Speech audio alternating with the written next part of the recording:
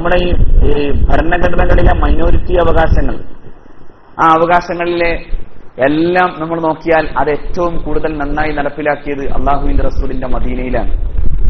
മദീനയിലെ ജൂതന്മാരോട് അള്ളാഹുവിന്റെ റസൂൽ പറഞ്ഞു, നിങ്ങളുടെ വിശ്വാസ സ്വാതന്ത്ര്യം, ആചാര സ്വാതന്ത്ര്യം, നിങ്ങളുടെ മതപരമായ സ്വാതന്ത്ര്യം, ആ സ്വാതന്ത്ര്യം നിങ്ങൾക്ക് എന്ത് ചെയ്യുന്നു? നിങ്ങൾക്ക് തരുന്നു. നമ്മുടെ ഇന്ത്യയുടെ ഭരണഘടനയിൽ നിലനിൽക്കുന്ന ഈ വിശ്വാസ സ്വാതന്ത്ര്യവും ഈ ന്യൂനപക്ഷാവകാശങ്ങൾ എന്ന് പറയുന്ന ഈ മൈനോറിറ്റി റൈറ്റ്സ്, അത് മുഴുവനും അന്ന് മഹാനായ പ്രവാചകർ സല്ലല്ലാഹു അലൈഹി വസല്ലം തങ്ങൾ ജൂതന്മാർക്ക് നൽകി. പക്ഷേ ഒരു കരാറുണ്ടായിരുന്നു, ഇസ്ലാമിക രാഷ്ട്രത്തെ നിങ്ങൾ എന്ത് ചെയ്യരുത്? വഞ്ചിക്കരുത്. ഇസ്ലാമിക രാഷ്ട്രത്തിന് നേരെ ആരെങ്കിലും യുദ്ധത്തിന് വന്നാൽ നിങ്ങൾ അവരോടൊപ്പം കൂടരുത്. പക്ഷെ ഖൈബറിൽ ആരെന്ത് ചെയ്തു? ഖന്തക്കിൽ ആരെന്ത് ചെയ്തു? ഖന്തക്കിലെ ഖുറൈശി പട 7 സഖ്യസൈന്യങ്ങളുമായി വരുമ്പോ ആ കൂട്ടത്തിൽ ആരുമുണ്ടായി? ജൂതന്മാരുണ്ടായി. നടപടി എടുക്കാൻ എന്നിട്ടും റസൂൽ ചെയ്ത പരിപാടി എന്തായിരുന്നു? റസൂൽ നേരെ മധ്യസ്ഥനായില്ല. എന്തുകൊണ്ടെന്നാൽ ഞാനാണ് തീരുമാനമെടുത്തതെന്ന് പിന്നീട് ലോകം പറയരുത്. അതിനുവേണ്ടി അവരോട് തന്നെ ആവശ്യപ്പെട്ടു, നിങ്ങളൊരു മധ്യസ്ഥനെ തീരുമാനിക്കുക. എന്നിട്ട് ആ മധ്യസ്ഥന്റെ തീരുമാനപ്രകാരം എന്താണോ നിങ്ങൾക്ക് അതിനായി ശിക്ഷ വിധിക്കുന്നത് ആ ശിക്ഷ ഏറ്റുവാങ്ങുക. അവസാനം മധ്യസ്ഥൻ ശിക്ഷ തീരുമാനിച്ചു, ഇത്തരം വഞ്ചകരെ കൊന്നുകളയണം എന്ന് തീരുമാനിച്ചു.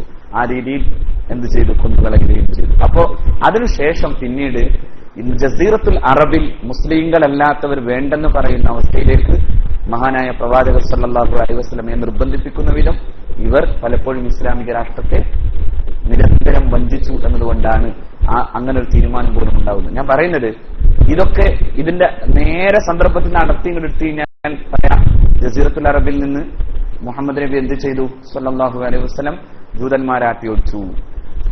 അതുപോലെ തന്നെ ക്രൂരമായി കൊന്നുകളഞ്ഞു. വേറെ ആരും കൊല്ലണതിന് ക്രൂരതയില്ല. നബി തിരുമേനി തീരുമാനിച്ച കൊലപാതകങ്ങൾക്ക് മാത്രമേ എന്തുണ്ടാവുള്ളൂ? ക്രൂരത, മഹാപരാധം എന്നൊക്കെ പറയുള്ളൂ. ലോകത്ത് നടന്ന മുഴുവൻ ചരിത്രവും വിശദീകരിച്ചാൽ നബി തിരുമേനിയുടെ കാലത്തെ യുദ്ധങ്ങളിൽ പോലും കൊല ചെയ്യപ്പെട്ടത് മൊത്തത്തിൽ 1028 പേരാണ്. 1028 പേര്. ഇല്ല, ഏത് ഇവര് പെടൂല. യുദ്ധങ്ങളുടെ കഥയെന്നാണ്. അവര് 400ഓളം പേരുണ്ട്. ഈ യുദ്ധങ്ങളിൽ കൊല ചെയ്യപ്പെട്ടവർ ഇത്രയും ആളുകളാണ്. യുദ്ധങ്ങളിൽ എന്ന് പറയുന്നത് 2 വിഭാഗത്തിൽ നിന്നും, അതായത് മുസ്ലിം അമുസ്ലിം ഇരു വിഭാഗങ്ങളിൽ നിന്നും യുദ്ധങ്ങളിൽ കൊല ചെയ്യപ്പെട്ടവർ ഇവരാണ്. അസമയം 1-ാം ലോക മഹായുദ്ധത്തിന്റെ കൊലപാതകങ്ങളുടെ കഥ പറയണ്ടോ? ദശലക്ഷങ്ങളാണ്. 2-ാം ലോക മഹായുദ്ധത്തിന്റെ കഥ പറയണോ? ദശലക്ഷങ്ങളാണ്. ചെറിയ യുദ്ധങ്ങളുടെ കഥ പറയണോ? ലക്ഷക്കണക്കിന് മനുഷ്യരാണ്. ഇറാഖിൽ മാത്രം എത്ര മനുഷ്യ കുഞ്ഞുങ്ങളാണ്? 5 ലക്ഷം കുഞ്ഞുങ്ങൾ പിന്നെ മരുന്ന് ഉപരോധിച്ചപ്പോ മാത്രം മരിച്ചു എന്നാണ്. മരുന്നുപരോധം ഏർപ്പെടുത്തിയപ്പോ. അപ്പോ ഞാൻ പറയുന്നത് ഇതിനെ അങ്ങോട്ട് തുല്യം ചെയ്യാനല്ല. പക്ഷെ ഒന്നുണ്ട്, ഇത് അനിവാര്യമായ ഘട്ടത്തിൽ മാത്രം എടുത്ത തീരുമാനം ആയിരുന്നു. അവിടെയും കുഞ്ഞുമക്കളോടും അതുപോലെ തന്നെ സ്ത്രീകളോടും ഉണ്ടായിരുന്ന വലിയ ദയാവായ്പിന്റേതാണ് മുഹമ്മദ് റസൂലിന്റെ കഥ സ്വല്ലല്ലാഹു അലൈഹി വസല്ലം. അതുകൊണ്ടാണ് അലം അൻഹക്കും അൻ ഖത്ലിൻ നിസാഇ, പെണ്ണുങ്ങളെ കൊല്ലരുതെന്ന് ഞാനല്ലേ നിങ്ങളോട് ആവശ്യപ്പെട്ടത്? അലം അൻഹക്കും അൻ ഖത്ലിൻ നിസാ. അതുപോലെ തന്നെ ആ യുദ്ധങ്ങളിൽ ചെറിയ യുദ്ധങ്ങൾ നടത്താൻ വേണ്ടി റസൂൽ ആളെ അയച്ചപ്പോ ആ പേര് സരിയത്ത് എന്നാണ്. സരിയത്ത് എന്ന് പറഞ്ഞാൽ കൊച്ചു സൈന്യങ്ങൾ പിന്നെ ഇസ്ലാമിക സമൂഹത്തിന് നേരെ അമുസ്ലിം രാജ്യങ്ങൾ നടത്തിയ ചെറിയ ചെറിയ ആക്രമണങ്ങൾക്ക് റസൂൽ നേതൃത്വം കൊടുക്കാതെ മറ്റേതെങ്കിലും ഒരു സഹാബിയെ നേതൃത്വം കൊടുത്തു വിടുന്ന ആ യുദ്ധങ്ങളുടെ സൈന്യ വിഭാഗത്തിനാണ് സരിയത്ത് എന്ന് പറയാറുള്ളത്. അവരോട് റസൂൽ എന്താ കൽപ്പിച്ചത്? നബി പറഞ്ഞു, നിങ്ങൾ പോകുന്ന വഴിയിൽ ഒരിക്കലും നിങ്ങൾ ആക്രമിക്കരുത്. നിങ്ങൾ ഒരു പച്ചില മരം പോലും, ഒരു പച്ചിലക്ക് പോലും നിങ്ങൾ കേടുവരുത്തരുത്. നിങ്ങൾ പോകുന്ന വഴിയിൽ അവിടെ നിങ്ങൾ കാണുന്ന പർണശാലകളിലെ ധ്യാനനിമഗ്നരായ സന്യാസിമാരുടെ ധ്യാനം തകർക്കാവുന്ന വിധം നിങ്ങൾ അങ്ങോട്ട് പെരുമാറിയേക്കരുത്. നിങ്ങൾ ആയുധമില്ലാത്തതിനോട് നിങ്ങൾ യുദ്ധം ചെയ്യരുത്. നിങ്ങൾ വൃദ്ധരെയും കുഞ്ഞുമക്കളെയും സ്ത്രീകളെയും ഉപദ്രവിക്കരുത്. നിങ്ങളെ ഞാൻ വിടുന്നത് യസ്റുറു വലാ തുഅസ്റുറു, നിങ്ങൾ ജനങ്ങൾക്ക് എളുപ്പം കൊടുക്കാനാണ്, ജനങ്ങൾക്കിടയിൽ ഭയമുണ്ടാക്കാനില്ലെന്ന് മുഹമ്മദ് നബി. നോക്കൂ നിങ്ങൾ, അതാ ഞാൻ പറഞ്ഞു വരുന്നത്, ഇതൊരു സമഗ്ര ദർശനമാകുമ്പോൾ എന്തുണ്ടാകണം? യുദ്ധം. സമഗ്ര ദർശനമല്ലായിരുന്നുവെങ്കിൽ അവിടെ യുദ്ധം പറയേണ്ടതില്ല. സമഗ്ര ദർശനമല്ലാത്ത ചിലയിടങ്ങളിൽ യുദ്ധം പറയാതിരിക്കുമ്പോൾ ചിലർ പറയുന്നത് യുദ്ധം പോലും ഇല്ലാത്തൊരു മനോഹരമായ ദർശനമാണ് നമ്മുടേതെന്നാണ്. ആ സത്യത്തിൽ യുദ്ധം പോലും ഇല്ലെങ്കിൽ യുദ്ധം എന്ന് പറയുന്ന ദർശനത്തെക്കുറിച്ച് എന്ത് ചെയ്തിട്ടില്ല, പറയപ്പെട്ടിട്ടില്ല. ക്രൈസ്തവ സമൂഹം ചിലപ്പോഴൊക്കെ വല്ല അഭിമാനത്തോടെ പറയാറുണ്ട്, ഞങ്ങൾക്കിടയിൽ അങ്ങനെ യുദ്ധമൊന്നും ഉണ്ടായിട്ടില്ല. എപ്പോ? ഈസാ നബിയുടെ അല്ലെ എന്തേ കാര്യം? എന്താ ഈസാ നബിയുടെ? സത്യം പറഞ്ഞാൽ ഈസാ നബി എന്താ ചെയ്തത്? ഫുട്ബോൾ കോർട്ടിന്ന് ഇടക്ക് കയറിപ്പോയ ഒരാളാണ് ആര്? ഈസാ നബി. അവസാനത്തെ ഗോളടിക്കാൻ മൂപ്പനിഞ്ഞ് വരാൻ നിൽക്കണുള്ളൂ. പക്ഷെ അത് കയറിപ്പോയത് കൊണ്ട് തന്നെ അതെന്തായിട്ടില്ല, സമഗ്രമായിട്ടില്ല. എന്തുകൊണ്ട് സമഗ്രമായില്ല? അതും അള്ളാഹുവിന്റെ വ്യവസ്ഥയുടെ ഭാഗമാണ്. എന്തുകൊണ്ട്? അതിനുശേഷം സമഗ്രമാക്കേണ്ട ആൾ വരാനുണ്ടെന്ന് പറഞ്ഞിട്ടാണ് ആളെന്ത് ചെയ്തത്? കോർട്ടിന് കയറിപ്പോയത്. ഇനി ഇൻഷാ അല്ലാഹ് കോർട്ടിലേക്ക് വരും. എപ്പോ? അവസാനം. അപ്പൊ ഈ പൂർത്തീകരണത്തിന്റെ സീലെടുക്കാനാണ് ആര് വരുന്നത്? സയ്യിദുനാ ഈസാ അലൈഹിസ്സലാം. പക്ഷെ അവിടെ ഈസാ നബി എന്ത് പറഞ്ഞിട്ടില്ല? യുദ്ധത്തെക്കുറിച്ച് പറഞ്ഞില്ല. അങ്ങനെയെങ്കിൽ വിവാഹത്തെക്കുറിച്ചും എന്ത് പറഞ്ഞിട്ടില്ല. പിന്നെ ആരെ പറഞ്ഞത്? സെന്റ് പോളാണ്. സെന്റ് പോളാണ് യുദ്ധവും വിവാഹവും ഒക്കെ പറഞ്ഞത്. അപ്പോൾ എന്ത് സംഭവിച്ചു? അത് വളരെ ക്രൂരമായി, വളരെ പിന്നെ മനുഷ്യയുക്തിക്ക് നിരക്കാത്തതായി. അതുകൊണ്ട് ഈ പോപ്പുമാരുണ്ടാക്കി വെച്ച ദർശനം എന്തായി മാറി? മനുഷ്യന്റെ യുക്തിക്ക് നിരക്കാത്തതായി. അതുകൊണ്ടാണ് ഒരു പത്നി മാത്രം മതിയാകുമെന്ന് പറയുന്നതും ഒക്കെ എന്ത് വിട്ടിട്ടല്ല ലോകത്ത് ഇങ്ങനെ വിളിച്ചു പറഞ്ഞത്. ഇപ്പൊ പോളിയാൻഡ്രി എന്ന് പറഞ്ഞാൽ നിങ്ങൾ ആലോചിച്ച് നോക്കൂ, എന്താ പോളിയാൻഡ്രിയുടെ കഥ? പോളിയാൻഡ്രി എന്ന് പറഞ്ഞാൽ മനസ്സിലായോ? ഒറ്റ ഭർത്താവ് അല്ല, ഒറ്റ ഭാര്യ, കുറെ ഭർത്താക്കന്മാർ. ഫറ്റേണൽ പോളിയാൻഡ്രി എന്ന് പറഞ്ഞ ഒരു സമ്പ്രദായം ഇപ്പോഴും ടിബറ്റൻ മേഖലയിൽ നിലനിൽക്കുന്നതാണ്. ടിബറ്റിലെ ഫറ്റേണൽ പോളിയാൻഡ്രി എന്ന് പറഞ്ഞാൽ ഈ കേരളത്തിലും ചിലയിടങ്ങളിൽ ഉണ്ടെന്ന് കേൾക്കുന്നുണ്ട്. അതായത് ചില അതെ ഈ പിന്നെ ഈ ആശാരി മൂശാരി പോലത്തെ ടീമിലുണ്ടെന്ന്. അതായത് ഫറ്റേണൽ പോളിയാൻഡ്രി എന്ന് പറഞ്ഞാൽ ജ്യേഷ്ഠനും അഞ്ചനും ഒക്കെ കൂടി ഒരാളെ തന്നെ, അങ്ങനത്തെ ഒരു വിവാഹം. എത്ര വൃത്തികെട്ട ഒരു വ്യവസ്ഥിതി ആയിരിക്കും അത്, എന്നാലോചിച്ച് നോക്കി. ഫറ്റേണൽ പോളിയാൻഡ്രിയുടെ മറ്റൊരു ദൂഷ്യത്തെക്കുറിച്ച് ഈ ഗവേഷകർ പറയുന്ന പഠനങ്ങൾ ഇങ്ങനെ കാണാനാവും. ഈ കമാൽ പാഷ ഈ ഗവേഷണ പഠനങ്ങളൊന്നും വായിക്കാതെ എങ്ങനെ ഈ ചെങ്ങാതി ഇതൊക്കെ പറഞ്ഞു? ഇയാൾ ആദ്യം ചെയ്യേണ്ടത് സ്റ്റേറ്റ്മെന്റ് തെറ്റിയില്ലേ? ശരിക്കും പറഞ്ഞാല് അതായത് ഇന്ത്യയുടെ ഭരണഘടനാനുസൃതമായ അവകാശങ്ങൾ ഞാൻ പാലിക്കുമെന്നും അതിൽ ബഹുമാനപൂർവം അതിനെ കൊണ്ടു നടക്കുമെന്നും പറയാതെ ഒരു ജസ്റ്റിസിന് ആരാവാൻ കഴിയില്ല, ജഡ്ജിയാകും. അയാൾ ഭരണഘടനാ വിരുദ്ധമായ ഒരു അഭിപ്രായമാണ് പറഞ്ഞത്. കാരണം ഇന്ത്യയിലെ മുസ്ലിങ്ങളുടെ ന്യൂനപക്ഷാവകാശമാണ് ഏത്? അവന്റെ ആചാരമര്യാദകൾ. അവിടെ ശരീഅത്ത് സംബന്ധിയായി അത് തിരുത്തണമെന്ന് പറയാനുള്ള ഒരു അവകാശം ആർക്കില്ല? ജഡ്ജിനില്ല. ജഡ്ജിന് ഏത് പറയാം? ഇവിടെ ഇന്ന പ്രശ്നങ്ങളുണ്ടെന്നത് മുസ്ലിം പണ്ഡിതന്മാർ കൂടി ഒന്നിതിനെ വ്യാഖ്യാനിച്ച് അവിടെ എന്ത് പരിഹാരം എന്ന് നേടാം എന്നതിനെ കുറിച്ച് മാത്രം പറയാനുള്ള അവകാശം ആർക്കുള്ളൂ? യഥാർത്ഥത്തിൽ ജസ്റ്റിസിനുള്ളൂ. അയാൾ പിന്നെ എനിക്ക് തോന്നുന്നത് ആരോ കണ്ടപ്പോ കയ്യടി നേടാൻ വേണ്ടി പറഞ്ഞു പോയതാണ് ഈ അബദ്ധം. പോളിയാൻഡ്രി എന്ന് പറയുന്നത് ശുദ്ധ അബദ്ധല്ലേ? അത് ബയോളജിക്കലായിട്ട് അബദ്ധമാണ്, സയന്റിഫിക് മെത്തേഡ് അനുസരിച്ച് അബദ്ധമാണ്. കാരണം പോളിയാൻഡ്രി എന്ന് പറയുന്നത് വിവിധ പുരുഷന്മാർ ഒരു സ്ത്രീയിൽ മാത്രം നിൽക്കുക എന്നുള്ളതാണ്. അതിന്റെ അർത്ഥം അതാണ് ഈ ഭൂമിയിൽ HIV വൈറസ് കൊണ്ടുവന്നത്. അതാണ് STI, അതായത് സെക്ഷൽ ട്രാൻസ്മിറ്റഡ് ഇൻഫെക്ഷൻസ് മുഴുവൻ ഉണ്ടാക്കുന്നതിൽ പ്രധാനപ്പെട്ട കാരണമായി മാറിയത് ഏതാണ്? പോളിയാൻഡ്രിയാണ്. പോളിയാൻഡ്രി പോലെയുള്ളതാണ്. പോളിയാൻഡ്രി എന്ന് പറയുമ്പോൾ അതൊരു വ്യവസ്ഥാപിത സംവിധാനമാകണമെന്നില്ല. അതായത് പരപുരുഷന്മാരുടെ പിന്നാലെ പോയിട്ടുള്ള സ്ത്രീകളും അതുപോലെ തന്നെ അത്തരം ഇസ്ലാം നിരോധിച്ചിട്ടുള്ള അത്തരം പിന്നെ പ്രകൃതി വിരുദ്ധമായിട്ടുള്ള സെക്സൽ ക്രമീകരണങ്ങളാണ് എന്തുണ്ടായത്? സെക്സൽ ട്രാൻസ്മിറ്റഡ് ഇൻഫെക്ഷനും സെക്സൽ ട്രാൻസ്മിറ്റഡ് ഡിസീസസിനും കാരണമായി തീരുന്നത്. HIV വൈറസ് ഉണ്ടാകുന്നത് അവിടെ നിന്നാണ്. ഒരു പ്രകൃതി വിരുദ്ധന്റെ തുടയിൽ നിന്നാണ് HIV വൈറസ് ആദ്യമായി ലോകം കണ്ടെത്തുന്നത് പോലും. അപ്പോ ഇത്തരം വൃത്തികെട്ട, അതായത് ശാസ്ത്രത്തിന് പോലും സമ്മതിക്കാനാവാത്തതും സാമൂഹിക വ്യവസ്ഥിതിക്ക് സമ്മതിക്കാനാവാത്തതും പറയേണ്ടി വരുന്നത് വ്യവസ്ഥാപിതത്വം ഇല്ലാത്തതുകൊണ്ടാണ്. ഞാൻ പറഞ്ഞത് അതാണ്, വ്യവസ്ഥാപിതത്വം ഇല്ലാത്തതുകൊണ്ടാണ്. നിങ്ങൾ ഖുർആനിനപ്പുറം പോകാത്തത് ഖുർആൻ വ്യവസ്ഥാപിതമായതുകൊണ്ടാണ്. അതുകൊണ്ടാണ് ഈ പോപ്പുമാര് നിരന്തരം ഇത് മാറ്റേണ്ടി വരുന്നതും അത് അവ്യവസ്ഥാപിതമായി തന്നെ നിലനിൽക്കുകയും ചെയ്യുന്നത്. ഏകപത്നി എന്ന് പറയുന്നതും ശുദ്ധ അസംബന്ധമാണ്. ഒരു പെണ്ണിന് മാത്രം മനുഷ്യന്റെ അത് പുരുഷന്റെ ശാരീരികവും സാമൂഹികവും പിന്നെ മറ്റു ഘടകങ്ങളെ നോക്കിയാൽ അയാൾ ശരിക്കും പുരുഷൻ. ഞാൻ അങ്ങനെ പറഞ്ഞതിന്റെ പേരിൽ ഇനി നാളെ വിവാദമൊന്നും ഉണ്ടാവണ്ട. ശരിക്കും പറഞ്ഞാൽ by nature he's polygamy, he's polygamous. മനസ്സിലായോ പറഞ്ഞേ? പ്രകൃത്യ തന്നെ ആരാണ് പുരുഷൻ? പോളിഗമസ് ആണ്. എന്നുവെച്ചാൽ ഏകപത്നി വ്രതത്തിൽ നിൽക്കുന്നവനല്ലെന്നർത്ഥം. അതുകൊണ്ടാണ് പരിശുദ്ധ ഖുർആൻ ബഹുഭാര്യത്വത്തെ മാത്രമല്ല സ്വർഗത്തിലെ ഹൂറികളെയും കുറിച്ച് ആരോടാ പറഞ്ഞത്? പുരുഷനോട്. എന്റെ സ്ത്രീകളോട് പറയാതിരുന്നു? സ്ത്രീകൾ ബൈ നേച്ചർ ആരാണ്? മോണോഗമസ് ആണ്. By nature. മറ്റേതെങ്കിലും നേച്ചർ എനിക്കറിയില്ല. ബൈ നേച്ചർ ആരാണ്? ഇത് ഞാൻ വെറുതെ എന്നെ കൊണ്ട് അല്ല, ഞാൻ പറയല്ല. ഇത് അതിന്റെ സൈക്കോളജിക്കലായി ആന്ത്രോപോളജിസ്റ്റുകൾ പറഞ്ഞു തരുന്ന കൃത്യമായൊരു സത്യം. ബൈ നേച്ചർ പുരുഷൻ പോളിഗമസ് ആണ്. നമുക്കൊക്കെ കണ്ണു ചുരുട്ടേണ്ടി വന്നാൽ പോലും സത്യം അതാണ്. അതുകൊണ്ടാണ് അവന്റെ ദാഹങ്ങളിൽ എന്ത് നിലനിൽക്കുന്നുണ്ട്? ഹൂറിമാർ നിലനിൽക്കുന്നുണ്ട്. തിരിച്ച് സത്യസന്ധയും ഭക്തയും കുലീനയും പ്രൗഢയുമായ ഒരു സ്ത്രീ ബൈ നേച്ചർ ആര് തന്നെയായിരിക്കും? മോണോഗമസ് ആണ്. അവളോട് പിന്നെ അവിടെ ഹൂറി ഉണ്ടെന്നോ ഹൂറുണ്ടെന്നോ ഒന്നും പറഞ്ഞാലൊന്നും സമ്മതിക്കൂല. മറിച്ച് സ്വന്തം ഭർത്താവോടെ നിന്റെ കൂടെ ഉണ്ടാകുമെന്ന് പറഞ്ഞാൽ അതായിരിക്കും ആർക്കിഷ്ടം? ഇത് ആരുടെ മനസ്സാണ്? സ്ത്രീയുടെ മനസ്സാണ്. ഈ പുതിയ ഫെമിനിസ്റ്റിന്റെ മനസ്സെങ്ങനെയാണെന്ന് എനിക്കറിയില്ല. പക്ഷെ സ്ത്രീ ത്രൈണമായ അവളുടെ പ്രകൃതിയിൽ അതാണ് അവരുടെ സ്വഭാവം.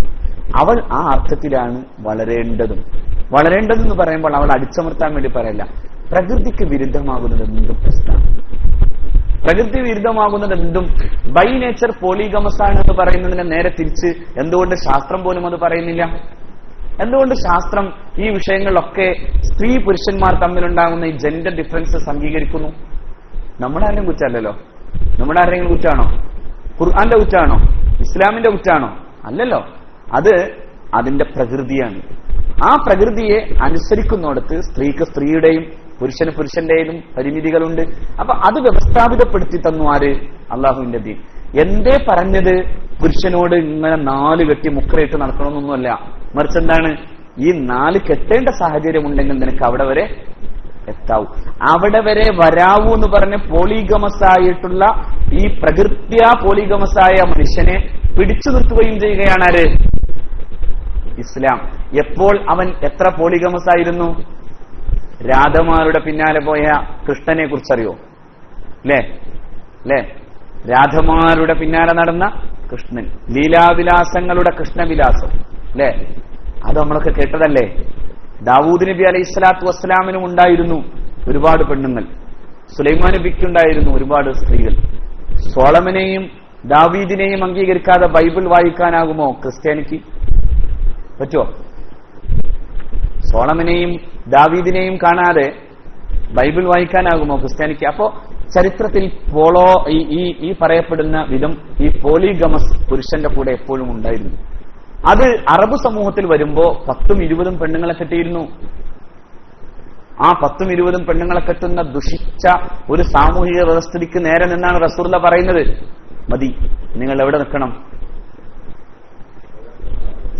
ഒന്നുകിൽ 4, അല്ലേ? വങ്കിഹൂ മാ ത്വാബ ലക്കും, നിങ്ങൾക്ക് മനസ്സിന് പിടിച്ചവർ. മത്നാ വ സുലാസ വ റുബാഅ, 2, 3, 4. എന്നിട്ട് ഖുർആൻ വേറൊന്നുകൂടി പറഞ്ഞു, ഫഇൻ ഖിഫ്തും അല്ലാ തഅദിലു ഫവാഹിദത്തൻ, നിങ്ങൾക്ക് നീതി പുലർത്താൻ സാധിക്കില്ലെങ്കിൽ എന്ത് ചെയ്താൽ മതി? ഒറ്റൊന്ന്. എന്നിട്ട് ഖുർആൻ വീണ്ടും പറഞ്ഞു, നിങ്ങൾക്ക് നീതി നടപ്പിലാക്കാൻ സാധ്യല്ല എന്ന് അള്ളാഹുവിനറിയാം. കണ്ടോ?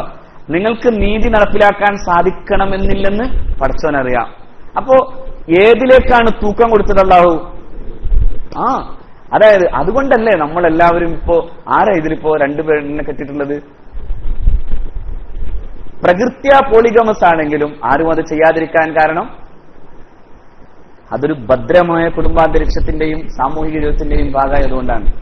അപ്പോ യഥാർത്ഥത്തിൽ ഇസ്ലാം ഈ പ്രകൃത്യാ നിൽക്കുന്ന പുരുഷനെ പിടിച്ച് കുറച്ചു കൊണ്ടുവന്ന് അവനെ ശുദ്ധമായ ദാമ്പത്യ ജീവിതത്തിന്റെ നന്മയിലേക്ക് കൊണ്ടുവന്നതല്ലേ ഇസ്ലാം ചെയ്തത്? അതെവിടെ തെറ്റായത്? തിരിച്ചാണെങ്കിൽ അപകടമാകുന്നു എന്ന് മറ്റൊരു കാര്യം അതുണ്ടായിരുന്നു ഖുറൈശികൾക്കിടയിൽ. അതായത് ഒരു കുറെ പുരുഷന്മാരെ വെൽക്കും, എന്നിട്ട് അതിനൊക്കെ ശേഷം ഗർഭിണിയാകുമ്പോൾ ഇവരെല്ലാവരും ഇങ്ങനെ പിടിച്ചു നിർത്തും. എന്നിട്ട് നിർത്തിയിട്ട് പിന്നെ പണ്ട് ഈ പോലീസുകാരെ ഈ പരേഡ് നടത്തൂലേ, ഏത് പ്രതികളെ തിരിച്ചറിയാനുള്ള പരേഡ് നടത്തുന്ന മാതിരി പരേഡ് നടത്തും. എന്നിട്ട് പരേഡിൽ അവസാനം ഏതെങ്കിലും ഒരുത്തനെ പോയി ഇവിടെ തൊടുക്കും. എന്നിട്ട് പറയും ഇവനാണ് ഈ കുട്ടിയുടെ വാപ്പാന്ന് പറയും. അപ്പൊ അങ്ങനെ എന്തൊരു വൃത്തികേടായിരിക്കും അത്. സാമൂഹികമായി, മനഃശാസ്ത്രപരമായി, ബയോളജിക്കലായി ഒന്നും സ്ഥാപിതമാകാൻ കൊള്ളാത്ത ഒന്നാണേത് മറിച്ചാണെങ്കിൽ. അപ്പൊ പിന്നെ എന്തിനാ ഈ വാദം? ഫെമിനിസത്തിന് എന്തിനാ ഈ വാദം? ഈ അരക്ഷിതാവസ്ഥകൾ നിലനിൽക്കാനാണ്. ഒരിക്കലും ആ വാദങ്ങളുടെ പിന്നാലെ പോകാതിരിക്കാനാണ് ഞാൻ പെൺകുട്ടികൾ കൂടുതലുള്ള ഈ സദസ്സിനോട് പറയുന്നത്. നമുക്കൊക്കെ ഇങ്ങനെ ചിന്തയുണ്ടാവും, ഇസ്ലാം നമ്മളെ അങ്ങനെ ആക്കിയില്ല, എങ്ങനെ ആക്കിയില്ല, ഏറ്റവും നന്നാക്കി കുടുംബമുള്ള കുടുംബിനിയാക്കി, സമൂഹ ജീവിതത്തിലെ നന്മയുള്ള വിശുദ്ധയാക്കി. എന്തുകൊണ്ടാണ് കന്യകാമറിയം പോലെ വിശുദ്ധയാകാൻ ആഗ്രഹിക്കുന്ന കർത്താവിന്റെ മണവാട്ടികൾ ഇപ്പോഴും പിന്നെ മക്കനയിട്ട് ശുദ്ധമായി ജീവിക്കുന്നത്? ശുദ്ധയാകാനല്ലേ? എന്തുകൊണ്ട് മുസ്ലിം പെണ്ണ് മുഴുവനും മക്കനയിട്ടാൽ ആ ശുദ്ധി അവൾക്കും വന്നോളൂലേ? എന്തിനാണ് അവൾ മക്കനയിടുമ്പോഴേക്കും ഈ അസഹിഷ്ണുത? അപ്പോ അസഹിഷ്ണു മറ്റെന്തോ കരുതുന്നു, നീ അതിന്റെ പിന്നാലെ പോകാതിരുന്നാൽ അതാണ് ശരി. അപ്പോ ഞാൻ പറഞ്ഞത് മൊത്തത്തിൽ എല്ലാം പറഞ്ഞു ഇസ്ലാം, ഒന്നും പറയാത്തതില്ല. യുദ്ധം പറഞ്ഞു, രാഷ്ട്രം പറഞ്ഞു, രാഷ്ട്രമര്യാദ പറഞ്ഞു, ജഡ്ജ്മെന്റ് പറഞ്ഞു. നിങ്ങൾ നോക്കൂ, ഈ ജഡ്ജ്മെന്റ് എന്ന് പറഞ്ഞ സംഭവം ഉണ്ടല്ലോ, ശരിക്കും പിന്നെ ലോ ഓഫ് എവിഡൻസ് ഒക്കെ എടുത്താൽ അത് മുഴുവനും എന്താണ്? ഇസ്ലാമിക ന്യായങ്ങളാണ്. അതായത് ഇസ്ലാമിലെ ചീഫ് ഖാലി ഇരിക്കും, സാക്ഷി മുമ്പ് ആ സാക്ഷികൾ തെളിവുകൾ ഹാജരാക്കണം. അതിന് എതിർവാദിയാണ് തെളിവ് കൊണ്ടുവരേണ്ടത്. ആ തെളിവ് കൊണ്ടുവരാനുള്ള വാദിയുടെ ബാധ്യസ്ഥതയിൽ അയാൾ തെളിവുകൾ ഏൽപ്പിക്കാനുള്ള എവിഡൻസ്, ആ എവിഡൻസ് ആണ് ഇന്നും ഇന്ത്യയുടെ എവിഡൻസ് ലോ ഓഫ് എവിഡൻസ്. എവിടുന്നാ വന്നത്? ഏതെങ്കിലും ഹൈന്ദവ കോർട്ടുകളിൽ അങ്ങനെ ഒന്നും ഉണ്ടായിരുന്നോ? ഏതെങ്കിലും ഹിന്ദു പുരാണങ്ങളിൽ അങ്ങനെ സംഭവിച്ചിട്ടുണ്ടോ? ഇല്ല. ക്രൈസ്തവ മതഗ്രന്ഥങ്ങൾ എന്ന് പറയാൻ കഴിയുന്നില്ല, ആകുള്ളത് ബൈബിളാണ്. അവിടെ എവിടെയും കണ്ടോ? ആരാതും ഇത് മാതൃകയാക്കിയത്? മുസ്ലിങ്ങളെ മാതൃകയാക്കിയതാണ് ബ്രിട്ടീഷുകാർ. അതുകൊണ്ടാണ് നിങ്ങൾ നോക്കൂ, ഏത് കോടതി വ്യവഹാരവും എന്താണ്? അറബിയാണ് അല്ലേ? അദാലത്ത് അറബിയാണ് അല്ലേ? പിന്നെ കോടതിയിൽ പിന്നെ ജഡ്ജ് ആ റിട്ട് റദ്ദ് ചെയ്താലും അതും അറബിയാണ്. പിന്നെ മുൻസിഫ് കോടതി ഉണ്ടായാൽ തന്നെയും അവിടെ അറബിയാണ്. വക്കീലിന് വക്കാലത്ത് കൊടുത്താലും വക്കീലും വക്കാലത്തും അറബിയാണ്. കോടതി അവസാനം ഒരു ഭരണം കമ്മിറ്റിക്ക് പറ്റില്ലാന്ന് വെച്ചാൽ അവിടെ ഒരു ആമീൻ ഏൽപ്പിച്ചാൽ അത് അമീനെയാണ് ഏൽപ്പിക്കുന്നത്, ആമീനല്ല. മനസ്സിലായില്ലേ? അങ്ങനെ നോക്കിയ സമൂല വ്യവഹാരങ്ങളിൽ അറബി പദങ്ങൾ കടന്നു വരാൻ പ്രധാനപ്പെട്ട കാരണം എന്താ? മുഗൾ അഡ്മിനിസ്ട്രേഷന്റെ കാലത്ത് നിലവിലുണ്ടായിരുന്ന ആ അഡ്മിനിസ്ട്രേഷനെ മുഴുവനും എടുത്തതാണ് ഇന്ത്യയിലെ ബ്രിട്ടീഷ് ഗവൺമെന്റ്. അതാണ് ഇന്ത്യയിൽ എന്നും നിലവിൽ നിൽക്കുന്ന ഈ കോടതി. ശരിക്കും പറഞ്ഞാൽ ലോകത്തെ ഈ കോർട്ടുമായി ബന്ധപ്പെട്ട് നിൽക്കുന്ന നിയമസംഹിതകളുടെ മുഴുവൻ മാതൃകയും എവിടുന്നാണ്? അപ്പോ എല്ലാ വ്യവസ്ഥാപിത സംവിധാനങ്ങളും പറഞ്ഞു പോകുമ്പോൾ യുദ്ധം പറയൽ ആവശ്യമാണ്, ഒരാളെ കൊല്ലണമെങ്കിൽ കൊല്ലണമെന്ന് പറയൽ ആവശ്യമാണ്, ഖിസാസ് അതാവശ്യമായിരുന്നു. ആ ഒരു കൊലപാതകമുണ്ട്. അള്ളാഹുവിന്റെ പറഞ്ഞത് നിങ്ങൾക്ക് ഇന്നഫിൽ ഖിസാസി ഹയാത്തൻ എന്നാണ്. ഒരു പ്രതികാര നടപടി കൊണ്ട് ജീവിതമുണ്ടാകുമെന്ന് പരിശുദ്ധ ഖുർആൻ. എന്താ അതിന് കാരണം? പ്രതികാര നടപടി ഒരാൾക്കെടുക്കുമ്പോ ബലാത്കാരം ചെയ്ത ക്രൂരനായ ഒരു മനുഷ്യനെ കൊന്ന് അയാളെ സമൂഹത്തിന്റെ മുമ്പിൽ ആ കൊലപാതകം കാണിച്ചു കൊടുക്കുമ്പോ അങ്ങനെ ചെയ്യാൻ തോന്നുന്നവന്റെ മനസ്സ് ഈ കൊലപാതകത്തിന്റെ നേരെ നോക്കും. കുറ്റവാളിയെ ഇങ്ങനെയാണ് ശിക്ഷിക്കപ്പെടുന്നതെന്ന് വ്യക്തമാക്കപ്പെട്ടാൽ ആ സാമൂഹ്യ ജീവിതത്തിനിടയിൽ കുറ്റവാളിക്ക് തന്നെയും അതുണ്ടാവും. എന്തിനാ കുറ്റവാളിയെ ശിക്ഷിക്കേണ്ടത്? ശിക്ഷ നൽകുന്നതിലൊരു പ്രധാനപ്പെട്ട കാര്യം ആ കുറ്റവാളിയെ എന്താക്കലാണ്? ഒന്നുകിൽ തിരുത്തലും അല്ലെങ്കിൽ അവനെ ആ കുറ്റത്തെ തന്നെ അവസാനിപ്പിക്കലുമാണ്. അവിടെ കുറ്റവാളിയുടെ മനഃശാസ്ത്രം എന്താ? രണ്ട് രീതിയുണ്ട്. ഒന്ന്, അവന്റെ സാമൂഹിക കുടുംബ ജീവിതത്തിനിടയിൽ എപ്പോഴും അവൻ കുറ്റവാളിയായതാണ് എങ്കിൽ അവനെ തിരുത്താൻ സാധിക്കും. അവന്റെ സാമ്പത്തിക പ്രശ്നങ്ങളുടെയും സാമൂഹിക ജീവിതത്തിന്റെയും പേരിൽ അവനുണ്ടായ കുറ്റം തിരുത്തപ്പെടാം. അതേസമയം അവൻ ഇൻബോൺ കുറ്റവാളിയാകാം. ആ ഇൻബോൺ കുറ്റവാളിയെ ഒരിക്കലും തിരുത്താൻ പറ്റില്ല. ഞാൻ തമാശക്ക് പറഞ്ഞ പോലെ വലിയ മുതലാളി ചക്കന്മാരും അവസാനം കോഴി വെക്കാറുണ്ട്. എന്താ കാരണം? അവന്റെ ഇൻബോൺ മോഷ്ടാവാണ്. ഇൻബോൺ മോഷ്ടാവായതുകൊണ്ട്. അല്ല ഇപ്പൊ കോഴി വാങ്ങാൻ കഴിവുള്ള വാപ്പാട് മോൻ പിന്നെ എന്തിനാ കോഴി വെക്കാൻ തലേരാത്രി അർദ്ധരാത്രി കിടക്കാൻ കാരണം? ഇൻബോൺ കുറ്റവാളിയാണ്. ഈ ഇൻബോൺ കുറ്റവാളിക്ക് എന്ത് കൊടുക്കണം? ശിക്ഷ കൊടുക്കണം. ഇൻബോൺ അല്ലെങ്കിലോ ഇവൻ എന്താണ് ഈ കുറ്റം ചെയ്യാനുള്ള സാഹചര്യം എന്ന് ആര് നോക്കും? ഇസ്ലാമിക കോടതി പരിശോധിക്കും. അവിടെ അവന്റെ മനഃശാസ്ത്ര വിശകലനത്തിൽ അവൻ ചെയ്തുപോയ കുറ്റം അവൻ അപ്പോ മാത്രം ചെയ്തുപോയ കുറ്റമാണെന്ന് വ്യക്തമാവുകയെങ്കിൽ അവന് അതിനനുസൃതമായ ശിക്ഷാ നടപടികളാണ് നടത്താറുള്ളത്.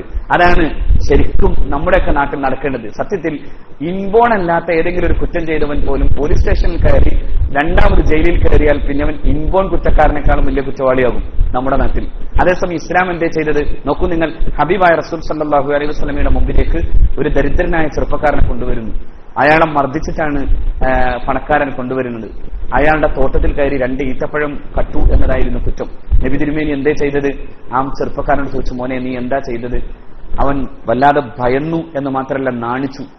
അവൻ പറഞ്ഞു, വിശന്നിട്ട് എനിക്ക് കണ്ണു കാണാൻ പറ്റാതെ വന്നപ്പോ ഞാൻ ചെയ്തു പോയത്. ജീവിതത്തിൽ ഇന്നേ വരെ ഞാൻ അങ്ങനെ കട്ടിട്ടില്ല. എന്തേ കളിയോടത്? അവന് സദഖയാക്കാമായിരുന്നു. തന്നെ നീ വീണ്ടും തല്ലിയിട്ടാണ് അവൻ എന്ത് ചെയ്തത്? ഇവിടെ കൊണ്ടുവന്നത്. അതല്ലേ? അവിടെ ഇസ്ലാമിന്റെ കോടതി മനഃശാസ്ത്ര വിശകലനം നടത്തുന്നുണ്ട്. വ്യഭിചാരം ചെയ്തു എന്ന് പറഞ്ഞു വരുന്ന മോളോട് അള്ളാഹുവിന്റെ റസൂൽ പറഞ്ഞു, മോളെ നീ അങ്ങനൊന്നും പറയണ്ട, പൊക്കോ. അല്ലേ? പൊക്കോളാൻ പറഞ്ഞിട്ടും പോണില്ല. അവസാനം പറഞ്ഞു, നീ എന്ത് ചെയ്യ്, നീ പ്രസവിച്ചിട്ട് വാ. പ്രസവിച്ചിട്ട് വന്നു. പ്രസവിച്ചിട്ട് കൈക്കുഞ്ഞുമായിട്ട് വന്നപ്പോ റസൂൽ പറഞ്ഞു, ഈ കുഞ്ഞില്ലേ നിനക്ക്, നീ ഒരു ഉമ്മയല്ലേ, നീ പോ.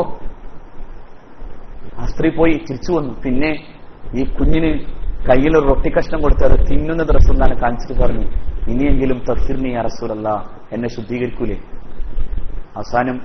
അവസാനം റസൂലുള്ളാഹ് എന്ന ഭരണാധികാരിക്ക് അവസാനം ചെയ്യേണ്ടി വരുന്ന ആ നടപടിയായിരുന്നു ആ സ്ത്രീയോട് അല്ലാഹുവിന്റെ റസൂൽ ചെയ്തത്. നോക്കണം, അവിടെയൊക്കെ ഇസ്ലാമിന്റെ കർമ്മശാസ്ത്ര പണ്ഡിതന്മാർ പറയുന്നത് വരുന്ന വഴിക്ക് ഒരാളെ ശിക്ഷിക്കാൻ അധികാരം കൊടുത്തിട്ടില്ല. ആ വക വിഷയങ്ങളിൽ അങ്ങനൊരു സമ്മതമുണ്ടായാൽ പോലും ഒഴിവാക്കലാണ് പ്രധാനം. അപ്പൊ പിന്നെ എന്തിനാ ശിക്ഷ നടപ്പിലാക്കണമെന്ന് പറഞ്ഞത്? പരസ്യമായി ഈ സമൂഹ നിയമങ്ങളെ മുഴുവൻ വലിച്ചെറിയുന്ന വിധം ഈ പരിപാടിയൊക്കെ ചെയ്യുന്നവനെ ശിക്ഷിച്ചിട്ടില്ലെങ്കിൽ HIV കൂടും. അപ്പൊ HIV ആരെയാണ് കൊല്ലണത്? നിരപരാധിയെയും കൊല്ലും. ചിലപ്പോ സർജറി ടേബിളിൽ കിടന്നിറങ്ങി വരുന്നവന് യാതൊരു ജീവിത അവിശുദ്ധിയും കാണിക്കാത്തൊരു പാവം ചെറുപ്പക്കാരനും എന്ത് സംഭവിച്ചു എന്ന് വരും? HIV പിടികൂടിയെന്ന് വരും. അപ്പോൾ ഇന്നഫിൽ ഖിസാസി ഹയാത്തിൻ, നിങ്ങൾക്ക് ഈ നടപടികളിൽ എന്തുണ്ട്? ജീവിതമുണ്ട്. ആർക്കു ജീവിതം? നിരപരാധിക്ക് ജീവിതം. ഇന്ത്യയിലെ ഈ നിയമങ്ങൾ നിലനിൽക്കുന്നിടത്ത് ആർക്കാ ജീവിതം ഇല്ലാതെ പോണത്? നിരപരാധിക്ക്. എന്തുകൊണ്ട്? അപരാധി ശിക്ഷിക്കപ്പെടുന്നില്ല വേണ്ട പോലെ. അതുകൊണ്ട് അപ്പൊ എല്ലാം സമഗ്രമാകണം. നോക്കൂ, ഇവിടെ അതാണ് അള്ളാഹു പറഞ്ഞു തരുന്നത്. നീ വഅലമു അന്നമാ ഗനിംതും മിൻ ശൈഇൻ ഫഇന്ന ലില്ലാഹി ഖുമുസ വലിർറസൂലി വലിദിൽ ഖുർബാ വൽ യതാമാ വൽ മസാകീൻ വബിനി സബീലി ഇൻ കുൻതും ആമൻതും ബില്ലാഹി വമാ അൻസൽനാ അലാ അബ്ദിനാ യൗമൽ ഫുർഖാനി യൗമൽ തഖൽ ജംആൻ വല്ലാഹു അലാ കുല്ലി ശൈഇൻ ഖദീർ. വഅലമു അന്നമാ ഗനിംതും മിൻ ശൈഇൻ, നിങ്ങൾ യുദ്ധത്തിൽ നിന്ന് സമാഹരിച്ച സ്വത്ത്, അതിനെ സംബന്ധിച്ചാണ് ഈ സൂറത്ത് മുഴുവൻ പറയുന്നത്. അതുകൊണ്ടാണ് ഞാൻ പറഞ്ഞത് ഇതിന് പേര് തന്നെ എന്താണ്? സൂറത്തുൽ അൻഫാൽ എന്നാണ്. ഇവിടെ യുദ്ധാനന്തര സ്വത്തുക്കളുടെ, സമരാർജിത സ്വത്തുക്കളുടെ വീതം വക്കലുകളുമായി ബന്ധപ്പെട്ട് നിൽക്കുന്നതാണ്. ഇനി അവിടെ നിങ്ങൾ നോക്കൂ, സമരാർജിത സ്വത്ത് എവിടെ പോകണം? സമരാർജിത സ്വത്ത് പിന്നെ ഇസ്ലാമിക രാഷ്ട്രമല്ലെങ്കിൽ രാജ്യത്തിന്റെ പൊതുസ്വത്തായി പോകുമ്പോഴും പ്രശ്നമുണ്ട്. എന്താ കാര്യം? രാഷ്ട്രം ഏകാധിപത്യത്തിലേക്ക് പോവുകയും രാഷ്ട്രം ആധിപത്യ മനോഭാവത്തോടെ മറ്റു രാജ്യങ്ങൾക്കുമേൽ ഈ യുദ്ധം നിരന്തരം നടത്തുകയും ചെയ്യും. എന്താണ് പുതിയ യുദ്ധങ്ങളുടെ പ്രധാനപ്പെട്ട കാരണം? മധ്യേഷ്യൻ ഭൂവിഭാഗങ്ങളിലെ വിഭവങ്ങൾ സമാഹരിക്കാനുള്ള സാമ്രാജ്യത്തിന്റെ തന്ത്രമാണ് ഈ യുദ്ധങ്ങളിൽ പ്രധാനമായി കാണുന്നത്. കാരണം യുദ്ധത്വര, അതിന്റെ ദുര ആർക്ക് പിടികൂടും? ഭരണാധികാരിക്ക് പിടികൂടും. അതിന് ഇസ്ലാം എന്ത് ചെയ്തു? സമരാർജിത സ്വത്ത് മുഴുവൻ ഭരണകൂടത്തിന് കൊടുക്കല്ല, മറിച്ച് എന്ത് ചെയ്തു? ആ സമരാർജിത സ്വത്തിൽ ഒരു ഭാഗം ഇത് ചെയ്ത യോദ്ധാവിന് കൊടുക്കുകയും ബാക്കിയുള്ള ഭാഗങ്ങളിൽ കുറഞ്ഞത് എടുത്ത് പൊതു മുസ്ലിം, അതായത് ചാരിറ്റിക്ക് വേണ്ടി മാത്രമായി ഒഴിവാക്കിയിട്ടുണ്ട്. അല്ലാതെ അത് രാഷ്ട്രത്തിന്റെ മറ്റു ബലങ്ങൾക്ക് വേണ്ടി ഉപയോഗിക്കാൻ പാടില്ലാത്തതാക്കി മാറ്റി. അപ്പൊ എന്തായി? രാഷ്ട്രം അതിന്റെ പേരിൽ യുദ്ധം ചെയ്യാൻ പോകാത്ത ഒരു സാഹചര്യം ഉണ്ടാക്കി. അതാണിത്. നോക്കൂ, ഇതൊക്കെ പറഞ്ഞിട്ടുണ്ടേ, എല്ലാം പറഞ്ഞിട്ടുണ്ടേ. ഇതൊന്നും പറയാതെ പോയതാണ്. ഈ പറയപ്പെടുന്നവർക്ക് നമുക്ക് നേരെ ഇത്തരം ആരോപണങ്ങൾ ഉന്നയിക്കും. ഇത് സമഗ്രമായതുകൊണ്ടാണ്. സമഗ്രമാകുമ്പോൾ സമഗ്രമല്ലാത്തവന് കുശുമ്പ് കയറും. അതാണ് ഈ നടക്കുന്ന പുതിയ ആരോപണങ്ങളൊക്കെ കാണേണ്ടത്. നിങ്ങൾ മനസ്സിലാക്കേണ്ടത് അതാണ്.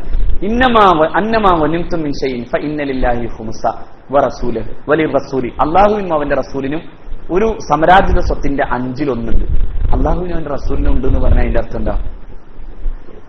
റസൂലുള്ളാഹിക്കുണ്ടെന്നല്ല, പൊതുവെ ഈ രാജ്യത്തിന്റെ നന്മക്ക് വേണ്ടി അതിനെ ഉപയോഗിക്കാവുന്ന വിധം അതിനെ മാറ്റിവെക്കണം. 5-1. വലിദിൽ ഖുർബ, ബന്ധുക്കൾക്കുണ്ട്.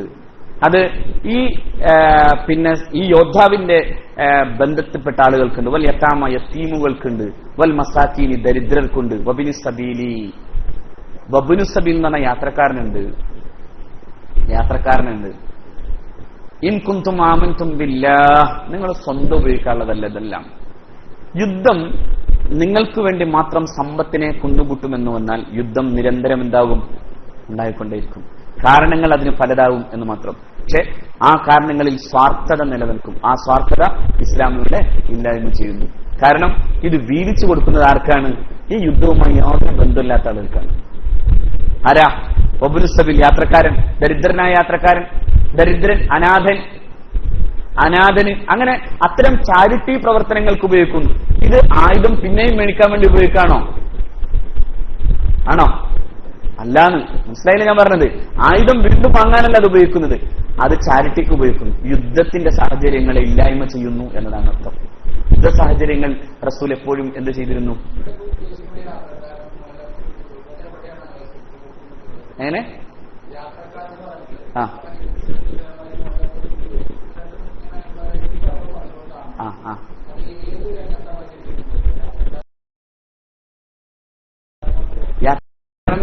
ഹലായ ഏറെല്ല. അപ്പൊ എനിക്ക് എന്റെ കുടുംബം പുലർത്താനുള്ള ജീവിതാവശ്യത്തിന് വേണ്ടി ഒരു കച്ചവടം ചെയ്യാൻ യാത്ര ചെയ്യുന്നു. ഹലാലായ കച്ചവടം, ഹലാലായ യാത്ര. ഞാൻ ആ പറഞ്ഞ ഡിമാൻഡ് അങ്ങനെ തന്നെ ഓർക്കണം. ആ രീതിയിൽ ഒരാൾക്ക് യാത്ര ചെയ്യുന്നു. പക്ഷെ അയാൾക്ക് ആ യാത്രക്ക് ആവശ്യമായൊരു സാമ്പത്തിക ആവശ്യം ഉണ്ടെങ്കിൽ അയാൾക്ക് ഇത് കൊടുക്കാം. ഇത് കൊടുക്കാൻ സക്കാത്തും കൊടുക്കണം. ശരിയല്ലേ? ഒബ്നു സബീൽ അവിടെയും വരുന്നുണ്ട്. മുഅല്ലഫത്തുൽ ഖുലൂബ് എന്ന് പറഞ്ഞാല് കർമ്മശാസ്ത്ര പണ്ഡിതന്മാർ പറഞ്ഞു തരുന്നത് അത് ഇസ്ലാമിലേക്ക് വന്ന മുസ്ലിമാണ്, അല്ലാതെ വരാത്തവന് കൊടുക്കാനുള്ളതല്ല, വന്നവന് കൊടുക്കാനുള്ള. ഇല്ല, അതല്ല സക്കാത്ത് അതിനൊന്നും കൊടുക്കാൻ പറ്റില്ല. സ്വതക്ക കൊടുക്കാട്ടോ. പക്ഷെ സക്കാത്ത് കൊടുക്കേണ്ടത് മുഅല്ലഫത്തുൽ ഖുലൂബ് എന്നുകൊണ്ട് ഉദ്ദേശിക്കപ്പെടുന്നത് മുസ്ലിമായ, അതായത് പുതിയ മുസ്ലിം, നവമുസ്ലിം. ആ നവമുസ്ലിമിനാണ് അത് കൊടുക്കാൻ വേണ്ടി പറഞ്ഞിട്ടുള്ളത്. അതാണ് മുഅല്ലഫത്തുൽ ഖുലൂബ്. ഇവിടെ അതുപോലെ വബ്നി സബീൽ, ഇൻ കുന്തും ആമൻതും ബില്ലാഹി വമാ അൻസൽനാ അലാ അബ്ദിനാ യൗമൽ ഫുർഖാനി യൗമൽ തഖൽ ജംആൻ, നിങ്ങൾ അല്ലാഹുവിൽ വിശ്വസിക്കുന്നുവെങ്കിൽ, വമാ അൻസൽനാ അലാ അബ്ദിനാ, നമ്മുടെ അടിമയിൽ അവതീർണമായിട്ടുള്ള, നാം അവതരിച്ചു കൊടുത്തിട്ടുള്ളതായ പരിശുദ്ധമായ ഗ്രന്ഥത്തിൽ വിശ്വസിക്കുന്നുവെങ്കിൽ, യൗമൽ ഫുർഖാൻ, എപ്പോ? ഫുർഖാന്റെ ദിവസത്തിൽ. ഏതാ ഫുർഖാന്റെ ദിവസം? ശരിക്കും പറഞ്ഞ സമഗ്ര യുദ്ധദർശനത്തെ എവിടെ അവതരിപ്പിക്കപ്പെടുന്നു? ബദറിൽ അവതരിപ്പിക്കപ്പെടും. എങ്ങനെ യുദ്ധം ചെയ്യണം, എങ്ങനെ യുദ്ധത്തടവുകാരനോട് പെരുമാറണം, എങ്ങനെ യുദ്ധാർജിത മുതലുകൾ എങ്ങനെ ചെയ്യണം, ഇതെല്ലാം എവിടെ എന്ത് ചെയ്തു? യൗമൽ ഫുർഖാൻ, ഫുർഖാന്റെ ദിവസമാകുന്ന ബദറിൽ അള്ളാഹു കൈകാര്യം ചെയ്തു. അവിടെ യുദ്ധത്തടവുകാരോട് എങ്ങനെ പെരുമാറണമെന്ന് റസൂൽ പഠിപ്പിച്ചു. ഇസ്തൗസൂ ബിൽ ഉസാറാ ഖൈറാ, നിങ്ങൾ ആരോട് നന്മ ചെയ്യണം? യുദ്ധത്തടവുകാരോട് നന്മ ചെയ്യണം. നിങ്ങൾ അവർക്ക് ഭക്ഷണം ഉണ്ടാക്കി കൊടുക്കണം. നോക്കണം, ചരിത്രത്തിൽ ഇതുപോലെ തുല്യമായ മറ്റൊന്നും കാണാൻ കഴിയില്ല. അതായത് യുദ്ധം ജയിച്ചവർ ഭക്ഷണം കിട്ടാതെ അലയുമ്പോഴും യുദ്ധത്തിൽ തടവുപുള്ളികളായി പിടിച്ചവർക്ക് വിഭവസമൃദ്ധമായ ആഹാരം ഉണ്ടാക്കി കൊടുത്ത ചരിത്രം ലോകത്ത് വേറെ പറയാനില്ല. അത് മുഹമ്മദ് നബിയുടെ യുദ്ധത്തടവുകാരാണ് സ്വല്ലല്ലാഹു അലൈഹി വസല്ലം. അവരോടാണ്, അതായത് അവിടുത്തെ അനുയായികളോടാണ് റസൂലുള്ളാഹി പറഞ്ഞത്, ഇസ്തൗസൂ ബിൽ ഉസാറാ ഖൈറാ, നിങ്ങൾ എന്തു ചെയ്യണം? നിങ്ങൾ യുദ്ധത്തടവുകാരോട് നന്മ ചെയ്യണേ എന്ന് മുഹമ്മദ് നബി സ്വല്ലല്ലാഹു അലൈഹി വസല്ലം.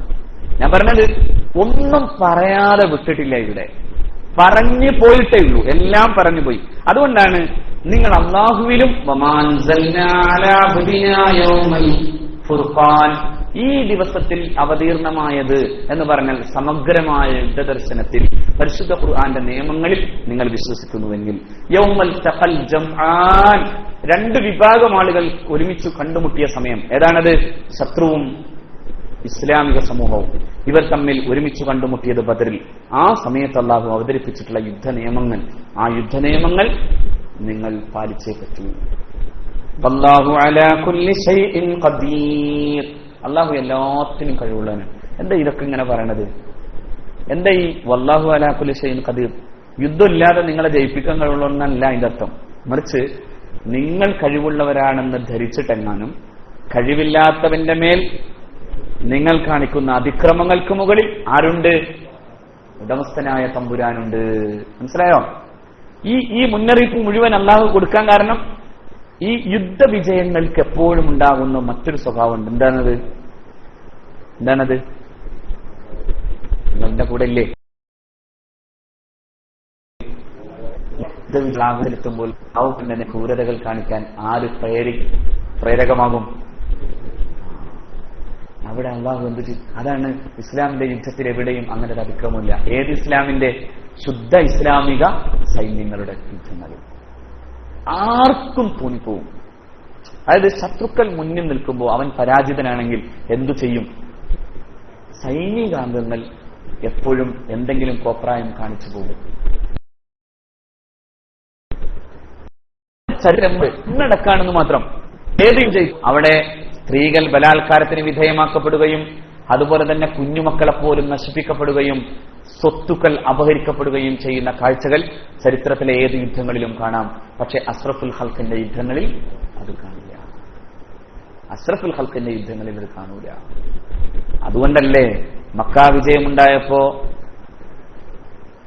മുസ്ലിം ചരിത്രകാരന്മാരല്ല, മുസ്ലിം ചരിത്രകാരന്മാരാണ് പറഞ്ഞത്, he ended Mecca but no woman was raped, no house was robbed. However, the peoples were treated with special magnanimity. Through all the annals of conquest, there is no triumphant entry comparable to this one. To this one. മനുഷ്യവംശത്തിന്റെ ചരിത്രത്തിൽ ഇതിന് തുല്യം നിൽക്കാൻ പറ്റുന്ന ഒന്നും നമുക്ക് കാണാനാവില്ല. കാരണം മുഹമ്മദ് നബി കടന്നു വന്നു. നോ ഹൗസ് വാസ് റോബ്ഡ്, ഒരു വീടും കൊള്ളയടിക്കപ്പെട്ടില്ല. ഒരു പെണ്ണും സ്വന്തം മാനം പോയതിന്റെ പേരിൽ കരയേണ്ടി വന്നിട്ടില്ല. ഒരു പെണ്ണും സ്വന്തം പട്ടാളക്കാരാൽ ക്രൂരമായി ബലാത്കാരം ചെയ്യപ്പെട്ടതിന്റെ പേരിലാണ് ഇപ്പോഴും ഒരു സ്ത്രീ, അല്ലേ, അത് മരിച്ചിട്ടില്ലല്ലോ. ഇറോം ശർമ്മ എന്ന പേര്, ഇറോം. എത്ര വർഷമായി ഇപ്പോ? നോക്കൂ, സ്വന്തം പട്ടാളക്കാരാൽ അപമാനിതയായ സ്ത്രീത്വത്തിന്റെ കഥ പറയുകയാണ് ഇറോം. അന്യ പട്ടാളക്കാരുടെ കഥയല്ല പറഞ്ഞത്, സ്വന്തം രാജ്യം സംരക്ഷിക്കേണ്ട പട്ടാളക്കാരൻ, സ്വന്തം സഹോദരിയുടെ മാനം കാക്കാൻ ഏൽപ്പിക്കപ്പെട്ട പട്ടാളക്കാരൻ. ആ സഹോദരിയുടെ നേരെ പോലും, സഹോദരിമാരുടെ നേരെ അവസാനം എന്തൊക്കെ സമരങ്ങൾ അവിടെ നടന്നു. ആസാമിലും ഈ രാജ്യത്തിന്റെ അതിർത്തികളിൽ എത്ര സമരങ്ങൾ ആ കാര്യത്തിൽ മാത്രം നടന്നു. നോക്കൂ, മുഹമ്മദ് നബിയുടെ സമൂഹം സല്ലല്ലാഹു അലൈഹി വസല്ലം ഏതുവരെ സലാഹുദ്ദീൻ അയ്യൂബിയുടെ വരെ നിരവധി സുരക്ഷിതമായി എത്തിച്ചതാണ് മഹാനായ സലാഹുദ്ദീൻ അയ്യൂബി. അതെ, ഇസ്ലാമിന്റെ യുദ്ധങ്ങളിൽ ജയിച്ചവൻ തോറ്റവന്റെ നേരെ അതിക്രമിച്ചിട്ടില്ല. അതാണ് വല്ലാഹു അലാ കുല്ലി ഷൈഇൻ ഖദീർ. അല്ലാഹു കഴിവുള്ളവനാണ്. നീ കാണിക്കുന്ന അതിക്രമങ്ങൾ കാണാനും അതിന്റെ മേൽ വിധി നടപ്പിലാക്കാനും കഴിവുള്ളവനാണ് ഉടമസ്ഥനായ തമ്പുരാൻ എന്ന ബോധ്യം നിനക്കുണ്ടാകണം. അതുകൊണ്ട് ഈ കാര്യങ്ങളിൽ ഒരിക്കലും പടച്ച തമ്പുരാന്റെ ഈ നിയമത്തിനപ്പുറത്തേക്ക് പോകാൻ പാടില്ല എന്ന് കർശനമായി അല്ലാഹു പറയുന്നു. ഇദ് അൻതും ബിൽഉദ്വത്തിൽ ദുനിയ വഹും ബിൽഉദ്വത്തിൽ ഖുസ്വ والركبل أسفل منكم ولو تواعدتم لاختلفتم في الميعاد ولكن ليقضي الله أمرا كان مفعولا ലിയഹ്ലിക മൻ ഹലക അൻ ബയ്യിന വയഹ്യാ മൻ ഹയ്യ അൻ ബയ്യിന വഇന്നല്ലാഹ ലസമീഉൻ അലീം. ഈ ആയത്തുകൾക്ക് മറ്റൊരു പ്രത്യേകത കൂടിയുണ്ട്. ഈ ആയത്തുകൾ മുഴുവൻ വരുമ്പോ യുദ്ധം വേണ്ട എന്ന് ചിന്തിക്കുന്ന ഒരു പറ്റം സ്വഹാബാക്കളുണ്ട്. ഖുർആൻ അവിടെ പറയുന്നത് യുദ്ധം ആവശ്യമാണെങ്കിൽ എന്തു ചെയ്തേ പറ്റൂ? യുദ്ധം ചെയ്തേ പറ്റൂ. എന്തുകൊണ്ട്? യുദ്ധം ചെയ്യുന്നതോടുകൂടെ കാര്യങ്ങളെ വേർതിരിച്ചു കിട്ടുമെങ്കിൽ ആ വേർതിരിവ് ആവശ്യമായി വരുന്നു. അതുകൊണ്ടാണ് ഇത് അൻതും ബിൽ ഉദ്വത്തി ദുനിയ, നിങ്ങൾ വളരെ താഴെയുള്ള താഴ്വാരത്തിലായിരുന്നു. വഹും ബിൽ ഉദ്വത്തിൽ ഖുസ്വ, അവർ മുകളിലെയും. വറക്ബു അസ്ഫല മിൻകും, ഈ കുതിരപ്പടയാളികൾ മുഴുവനും നിങ്ങളുടെ താഴെയുമായിരുന്നു. വലൗ തവാഅത്തും ലഖ്തലഫ്തും ഫിൽ മിആദി വലാകിൻ ലിയഖ്ദി അല്ലാഹു അംറൻ കാന മഫ്ഊലാ. നിങ്ങളെങ്ങാനും ഏതെങ്കിലും വാഗ്ദാനം നിങ്ങൾക്ക് ഇപ്പോൾ തൽക്കാലം കിട്ടിയിരുന്നുവെങ്കിൽ, നിങ്ങൾ അങ്ങനെ മുന്നറിയിപ്പുകൾ നൽകിയിരുന്നുവെങ്കിൽ, ലഖ്തലഫ്തും ഫിൽ മിആദ്, ഈ വാഗ്ദാന സ്ഥലമാകുന്ന ബദറിൽ നിങ്ങൾ പരസ്പരം എന്താകുമായിരുന്നു? ഛിന്ന ഭിന്നമായിരുന്നു. അതായത് നിങ്ങളോട് ഇപ്പോ ജയിച്ചുന്നോ ഇപ്പൊ ജയിപ്പിച്ചു തരാമെന്നൊന്നും ആര് പറയുന്നില്ല? അള്ളാഹു പറയുന്നില്ല. എന്തുകൊണ്ട് പറയണില്ല? അതൊക്കെ റസൂലുള്ളാഹിനോട് കൊടുത്ത സമയം വരെയും അതുവരെ ഇവരുടെ ഈമാനെ പരീക്ഷിക്കുകയും ഇവരോട് യുദ്ധം ചെയ്യാൻ വേണ്ടി ആവശ്യപ്പെടുകയും ചെയ്തിട്ട് പടച്ച റബ്ബിന് വേണമെങ്കിൽ ഇതെല്ലാം കൂടി ഒരുമിച്ച് ചെയ്യാൻ പാടില്ലായിരുന്നോ? പക്ഷെ അള്ളാഹു പറയുന്നത് അവിടെ നിങ്ങൾ ഈ യുദ്ധാർജിത സമ്പത്തും അതിനുശേഷമുണ്ടാകുന്ന അതിന്റെ ആനുകൂല്യങ്ങളും പറ്റാൻ വേണ്ടി മാത്രം നിൽക്കുന്ന ഒരവസ്ഥയിലേക്ക് പോകാതെ യുദ്ധമെന്ന സാഹസം നിങ്ങൾ ചെയ്തു തീർക്കുകയും നിങ്ങൾ ആരാണെന്ന് ആരെ ബോധ്യപ്പെടുത്തേണ്ടതുമുണ്ട്? അള്ളാഹുവിനെ ബോധ്യപ്പെടുത്തുകയും ചെയ്യുന്നത്.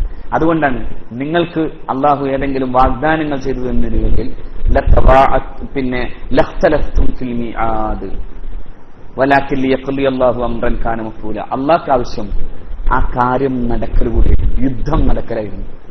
യുദ്ധം നടക്കൽ അള്ളാഹുടെ ആവശ്യം എന്ന് പറഞ്ഞതിന്റെ അർത്ഥം എന്താ? യുദ്ധം കൊണ്ടേ ഒരു കാര്യം വേർതിരിയുള്ളൂവെങ്കിൽ ആ യുദ്ധം നടക്കണം. ലിയഖ്ദി അല്ലാഹു അംറൻ, അള്ളാഹു ഒരു കാര്യം നടക്കേണ്ട കാര്യത്തെ അള്ളാഹു അത് നടപ്പിലാക്കാൻ തന്നെ തീരുമാനിച്ചു. എന്തിനാ? ലിയഹ്ലിക മൻ ഹലക അൻ ബയ്യിനത്തിൻ, തെളിവോടുകൂടെ തന്നെ നശിക്കേണ്ടവൻ നശിക്കുകയും വയഹ്യാ മൻ ഹയ്യ അൻ ബയ്യിനത്തിൻ, ജീവിക്കേണ്ടവൻ ജീവിക്കുകയും. എല്ലാത്തിനും തെളിവുണ്ടാവണം. എന്തിനാണ് ഇവിടെ യുദ്ധത്തിൽ പരാജിത ആയവനും കൊല്ലപ്പെട്ടവനും കൊല്ലപ്പെട്ടതെന്ന് ചരിത്രത്തിന് വായിക്കാനാകണം. എന്തിനാണ്? അധർമ്മത്തിന്റെ കൂടെ നിന്ന് നടത്തിയ യുദ്ധമായതുകൊണ്ട്.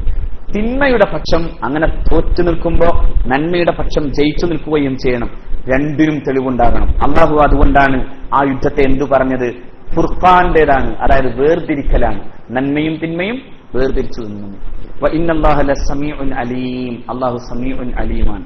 യുരീകഹുമുല്ലാഹു ഫീ മനാമിക ഖലീല വലൗ അറാകഹും കസീറൻ ലഫശിൽതും വലതനാസഅതും ഫിൽ അംർ വലകിന്നല്ലാഹ സല്ലം ഇന്നഹു അലീമുൻ ബിദാത്തിസ് സുദൂർ. ഇനിയൊരു മനഃശാസ്ത്രം പഠിച്ചം പറയാം. ഇത് യുരീകഹുമുല്ലാഹു ഫീ മനാമിക ഖലീല, അള്ളാഹു നിങ്ങൾക്ക് നബിയെ അങ്ങക്ക് അവരെ കാണിച്ചു തന്ന സന്ദർഭം ഓർക്കണം. ഫീ മനാമിക, അങ്ങയുടെ സ്വപ്നത്തിൽ, ഖലീലൻ, കുറച്ചൊരു ടീമേ ഉള്ളൂ എന്നാണ് കാണിച്ചത്. മുസ്ലിങ്ങളെ മുഴുവനും അവരുടെ കണ്ണിൽ ശത്രുക്കളെ കാണിച്ചു കൊടുത്തത് കുറഞ്ഞൊരു ടീമുള്ളൂ എന്നാണ്. അതേപോലെ തന്നെ ശത്രുക്കൾക്കും അള്ളാഹു ഇങ്ങോട്ട് കാണിച്ചു കൊടുത്തതും അത്ര വലിയ ടീമില്ല എന്നാണ്. എന്താ കാര്യം? ഇവർ ഒരുപാടുണ്ടെന്ന് തോന്നിയാൽ അവരും പോയാലോ, അല്ലെ? അവരും ഓടിയാലോ? ഇവരതുപോലെ തന്നെ ഇവര് ഭയങ്കര ടീമാണ്. അതായത് അവരുടെ എണ്ണത്തിന്റെ അനുസൃതമായി എങ്ങാനും കാണിച്ചു കൊടുത്താൽ ഇതോടെ ഇവരുടെ മാനസികമായ പിന്നെ ഭീരുത്വം കൂടിയാലോ, അങ്ങനെ അവരെങ്ങാനും വിട്ടേച്ചു പോയാലോ, അതിനൊരു ഒരു ഒരു അറ്റ്മോസ്ഫിയർ ക്രിയേറ്റ്. ആത്മീയരോടൊക്കെയാൽ ശത്രുപക്ഷം വളരെ കുറഞ്ഞു നിൽക്കുന്നൊരു ടീമാണെന്ന് തോന്നിപ്പോയി. മറുപക്ഷത്താണെങ്കിലോ വല്ലാത്ത ധൈര്യം. ചിലരാണെങ്കിലോ ഇവിടെ ഇരുന്ന് ഉറങ്ങണ മാതിരി അവിടെ ഇരുന്ന് ഇങ്ങനെ ഉറങ്ങണ്ടായിരുന്നു, അല്ലെ? ഇവിടെ വലിയ ആത്മവിശ്വാസമുള്ള, കാരണം ആരും ഒന്നും ചിത്തറിയില്ലോ. അതുകൊണ്ട് അതുപോലെ ആത്മവിശ്വാസത്തോടെ ആരും ഉറങ്ങി? സഹാബാക്കൾ ഉറങ്ങി. അത് കണ്ടപ്പോ ശത്രുക്കൾക്ക് തോന്നി ഇതെന്ത് സംഭവം, യുദ്ധത്തിന് വന്നിട്ടിന്ന് ഉറങ്ങേ. അത് കണ്ടവർക്ക് പേടി തോന്നി. അതേസമയം തിരിച്ച് അള്ളാഹു ചെയ്തതെന്താ? അങ്ങനത്തെ ഒരു അറ്റ്മോസ്ഫിയറിനെ, ഒരു പരിസ്ഥിതി അള്ളാഹു അവിടെ ക്രിയേറ്റ് ചെയ്തിട്ട് ശത്രുപക്ഷം കുറവാണെന്ന് തോന്നിപ്പിച്ചു. അത് നബിയുടെ സ്വപ്നത്തിലും ആദ്യം അങ്ങനെ തന്നെ തോന്നിപ്പിച്ചു കൊടുത്തു. എന്തിനാണ്? അവർ കുറഞ്ഞ ടീമാണെന്ന് വരുത്തി തീർക്കാനായി. ഇത് യുരീകഹുമുല്ലാഹു ഫീ മനാമിക ഖലീല, നിങ്ങളുടെ സ്വപ്നത്തിലും അള്ളാഹു എന്ത് ചെയ്തു?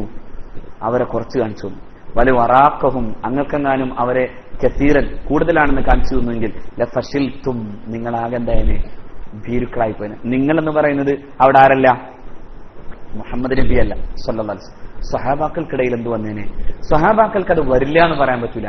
സ്വഹാബാക്കൾ പോരുന്ന സമയത്ത് അഷ്റഫുൽ ഖൽഖ് യുദ്ധത്തെ കുറിച്ച് എന്ത് ചെയ്തിട്ടില്ല? ഒരു മുന്നൊരുക്കം പറഞ്ഞിട്ടില്ല. ഒരു ഒരുക്കമില്ലാത്തൊരു ഒരു വിഭാഗത്തെയാണ് യൗമൽ ജംആൻ അല്ലെ, യൗമൽ തഖൽ ജംആൻ, രണ്ട് വിഭാഗം കണ്ടുമുട്ടാൻ പോണ ദിവസത്തിലേക്ക് അള്ളാഹു കൊണ്ടുവന്നത്. അപ്പൊ അവിടെ ആ പരിസ്ഥിതി അള്ളാഹു ആ രീതിയിലേക്ക് മാറ്റി പണിയേണ്ടതുണ്ട് എന്നത് പടച്ചവന്റെ ഒരു ധർമ്മമാണ്. അതുകൊണ്ട് അള്ളാഹു എന്ത് ചെയ്തു? വലവറാഖഹും കസീറൻ, നിങ്ങളെങ്ങാനും അവരെങ്ങാനും കൂടുതലാക്കി കാണിച്ചു തന്നിരുന്നുവെങ്കിൽ ലഫശിൽതും, നിങ്ങൾ എന്താക്കി പോകുമായിരുന്നു? നിങ്ങൾ ഭീരുക്കളായി പോകുമായിരുന്നു. വല തനാസഅതും ഫിൽ അംരി, ഈ കാര്യത്തിൽ നിങ്ങൾ തർക്കിക്കുമായിരുന്നു. വേണോ വേണ്ടയോ എന്ന തർക്കം ചെറുതായി എവിടെ നടന്നിരുന്നു? ബദറിൽ നടന്നിരുന്നു. പക്ഷേ വേണമെന്ന് പറയാനായിരുന്നു ആരുണ്ടായത്? സ്വഹാബാക്കളിലെ പ്രമുഖരുണ്ടായത്. നബിയെ ഇഫ്അലു മാ ശിഅ്ത, ഇഫ്അൽ മാ ശിഅ്ത, നിങ്ങൾ ചെയ്യാനുള്ളത് ചെയ്തോളൂ. ഇഖ്ലി മാ ഉമിർത, അങ്ങയോട് കൽപ്പിക്കപ്പെട്ടത് അങ്ങ് ചെയ്തോളൂ. അങ്ങ് ആ അകലെയുള്ള സാഗരത്തിലേക്ക് ഞങ്ങളോട് പോകാൻ പറഞ്ഞാൽ ഞങ്ങൾ പോകും. അകലെയുള്ള പർവ്വതങ്ങളിലേക്ക് ഈ ഒട്ടകങ്ങളോടൊപ്പം പോകാൻ പറഞ്ഞാൽ ഞങ്ങൾ പോകും. യുദ്ധം ചെയ്യൂ നബിയെ. പണ്ട് മൂസ നബി അലൈഹി സ്വലാത്തു വസ്സലാം ഫലസ്തീനിൽ കടക്കാൻ നേരത്ത് ബനു ഇസ്രായേലിയർ പറഞ്ഞതുപോലെ മൂസയും മൂസയുടെ പടച്ചോനും പോയി യുദ്ധം ചെയ്തോളൂ, ഞങ്ങൾ തൽക്കാലം ഇവിടെ ഇരിക്കാം. അങ്ങനെയാണ് പറഞ്ഞത്. നഹ്നു ഹാഹുനാ ഖായിദുൻ, ഞങ്ങൾ ഇവിടെ ഇരുന്നോളാം, നിങ്ങൾ എന്ത് ചെയ്തോളൂ, പടച്ചോനും നീയും കൂടി പോയി യുദ്ധം ചെയ്തിട്ട് ജയിക്കാണെങ്കിൽ ഞങ്ങൾ അങ്ങോട്ട് വന്നോളാം. അങ്ങനെയല്ല നബിയെ ഞങ്ങൾ പറയാൻ ആഗ്രഹിക്കുന്നത്, നിങ്ങൾ യുദ്ധം ചെയ്യൂ. നഹ്നു മഅക യാ റസൂലല്ലാഹ്, അതാണ് നഹ്നു മഅക, നഹ്നു മഅക, അങ്ങയോടൊപ്പം ഞങ്ങളുണ്ട്. അങ്ങെന്തു തീരുമാനിച്ചാലും, അങ്ങേത് തീരുമാനത്തിന്റെയും പ്രതിസന്ധിയുടെയും മുമ്പിലാണെങ്കിലും ഞങ്ങൾ അങ്ങയോടൊപ്പം ഉണ്ടാകും എന്ന് പറഞ്ഞു മുഹമ്മദ് നബിയുടെ സ്വഹാബ. അതുകൊണ്ടാണ് അവർ വലിയ ആളുകളായത്. റളിയല്ലാഹു അൻഹും റളിയല്ലാഹു അൻ അഹ്ലിൽ ബദർ. അല്ലാഹു അവരോടൊപ്പം സ്വർഗ്ഗത്തിൽ നമ്മൾ ഒരുമിച്ച് കൂട്ടട്ടെ. നോക്കൂ, വലകിന്നല്ലാഹ സല്ലം, അല്ലാഹു അതിനൊരു സുരക്ഷിതത്വം കൊടുത്തു. സല്ലമ, സല്ലമക്കും നിങ്ങൾ അല്ലാഹു എന്താക്കി? രക്ഷപ്പെടുത്തി. ഇന്നഹു അലീമും ബിദാത്തിസ് സുദൂർ, അല്ലാഹ് അലീമും ബിദാത്തിസ് സുദൂർ ആണ്. അതായത് നിങ്ങളുടെ ഹൃദയങ്ങളിൽ എന്തുണ്ട് എന്നതിനെ കുറിച്ച് ഏറ്റവും കൂടുതൽ അറിയുന്നവൻ ആരാണ്? അല്ലാഹുവാണ്. വയയുരീകുമൂഹും ഇദിൽ തഖൈതും ഫീ അയുനികും ഖലീല വയുഖല്ലിലുകും ഫീ അയുനിഹിം ലിയഖ്ദിയല്ലാഹു അംറൻ കാന മഫ്ഊലാ. കണ്ടോ, അതാ ഞാൻ പറഞ്ഞു വന്നതും. വയയുരീകുമൂഹും,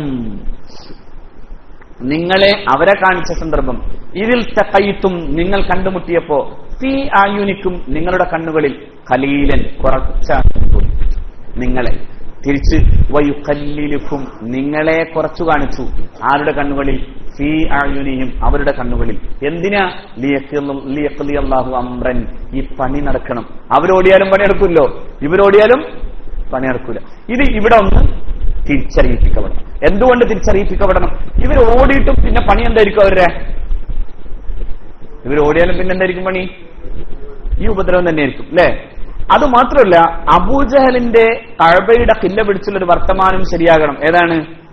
രണ്ടാലൊന്ന് തീരുമാനിക്കണം, ഹക്ക് ഏതാന്ന് വെളിവാവണം. ഇത് അബൂജഹല പറഞ്ഞത്.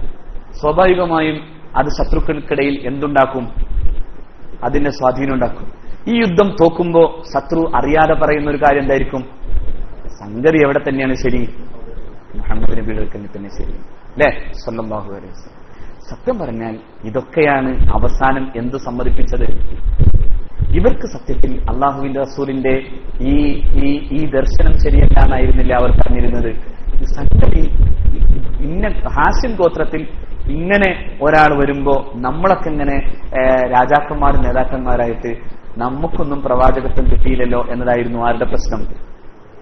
അതെ, കുശുമ്പായിരുന്നു കുഴപ്പമെന്നർത്ഥം. അല്ലാതെ എന്തല്ല, സത്യം തിരിച്ചറിയാനിട്ടില്ല. അതുകൊണ്ടാണല്ലോ ഉത്ബയും ഷൈബയും ഒക്കെ യുദ്ധത്തിന് വരാൻ മടിച്ചത്.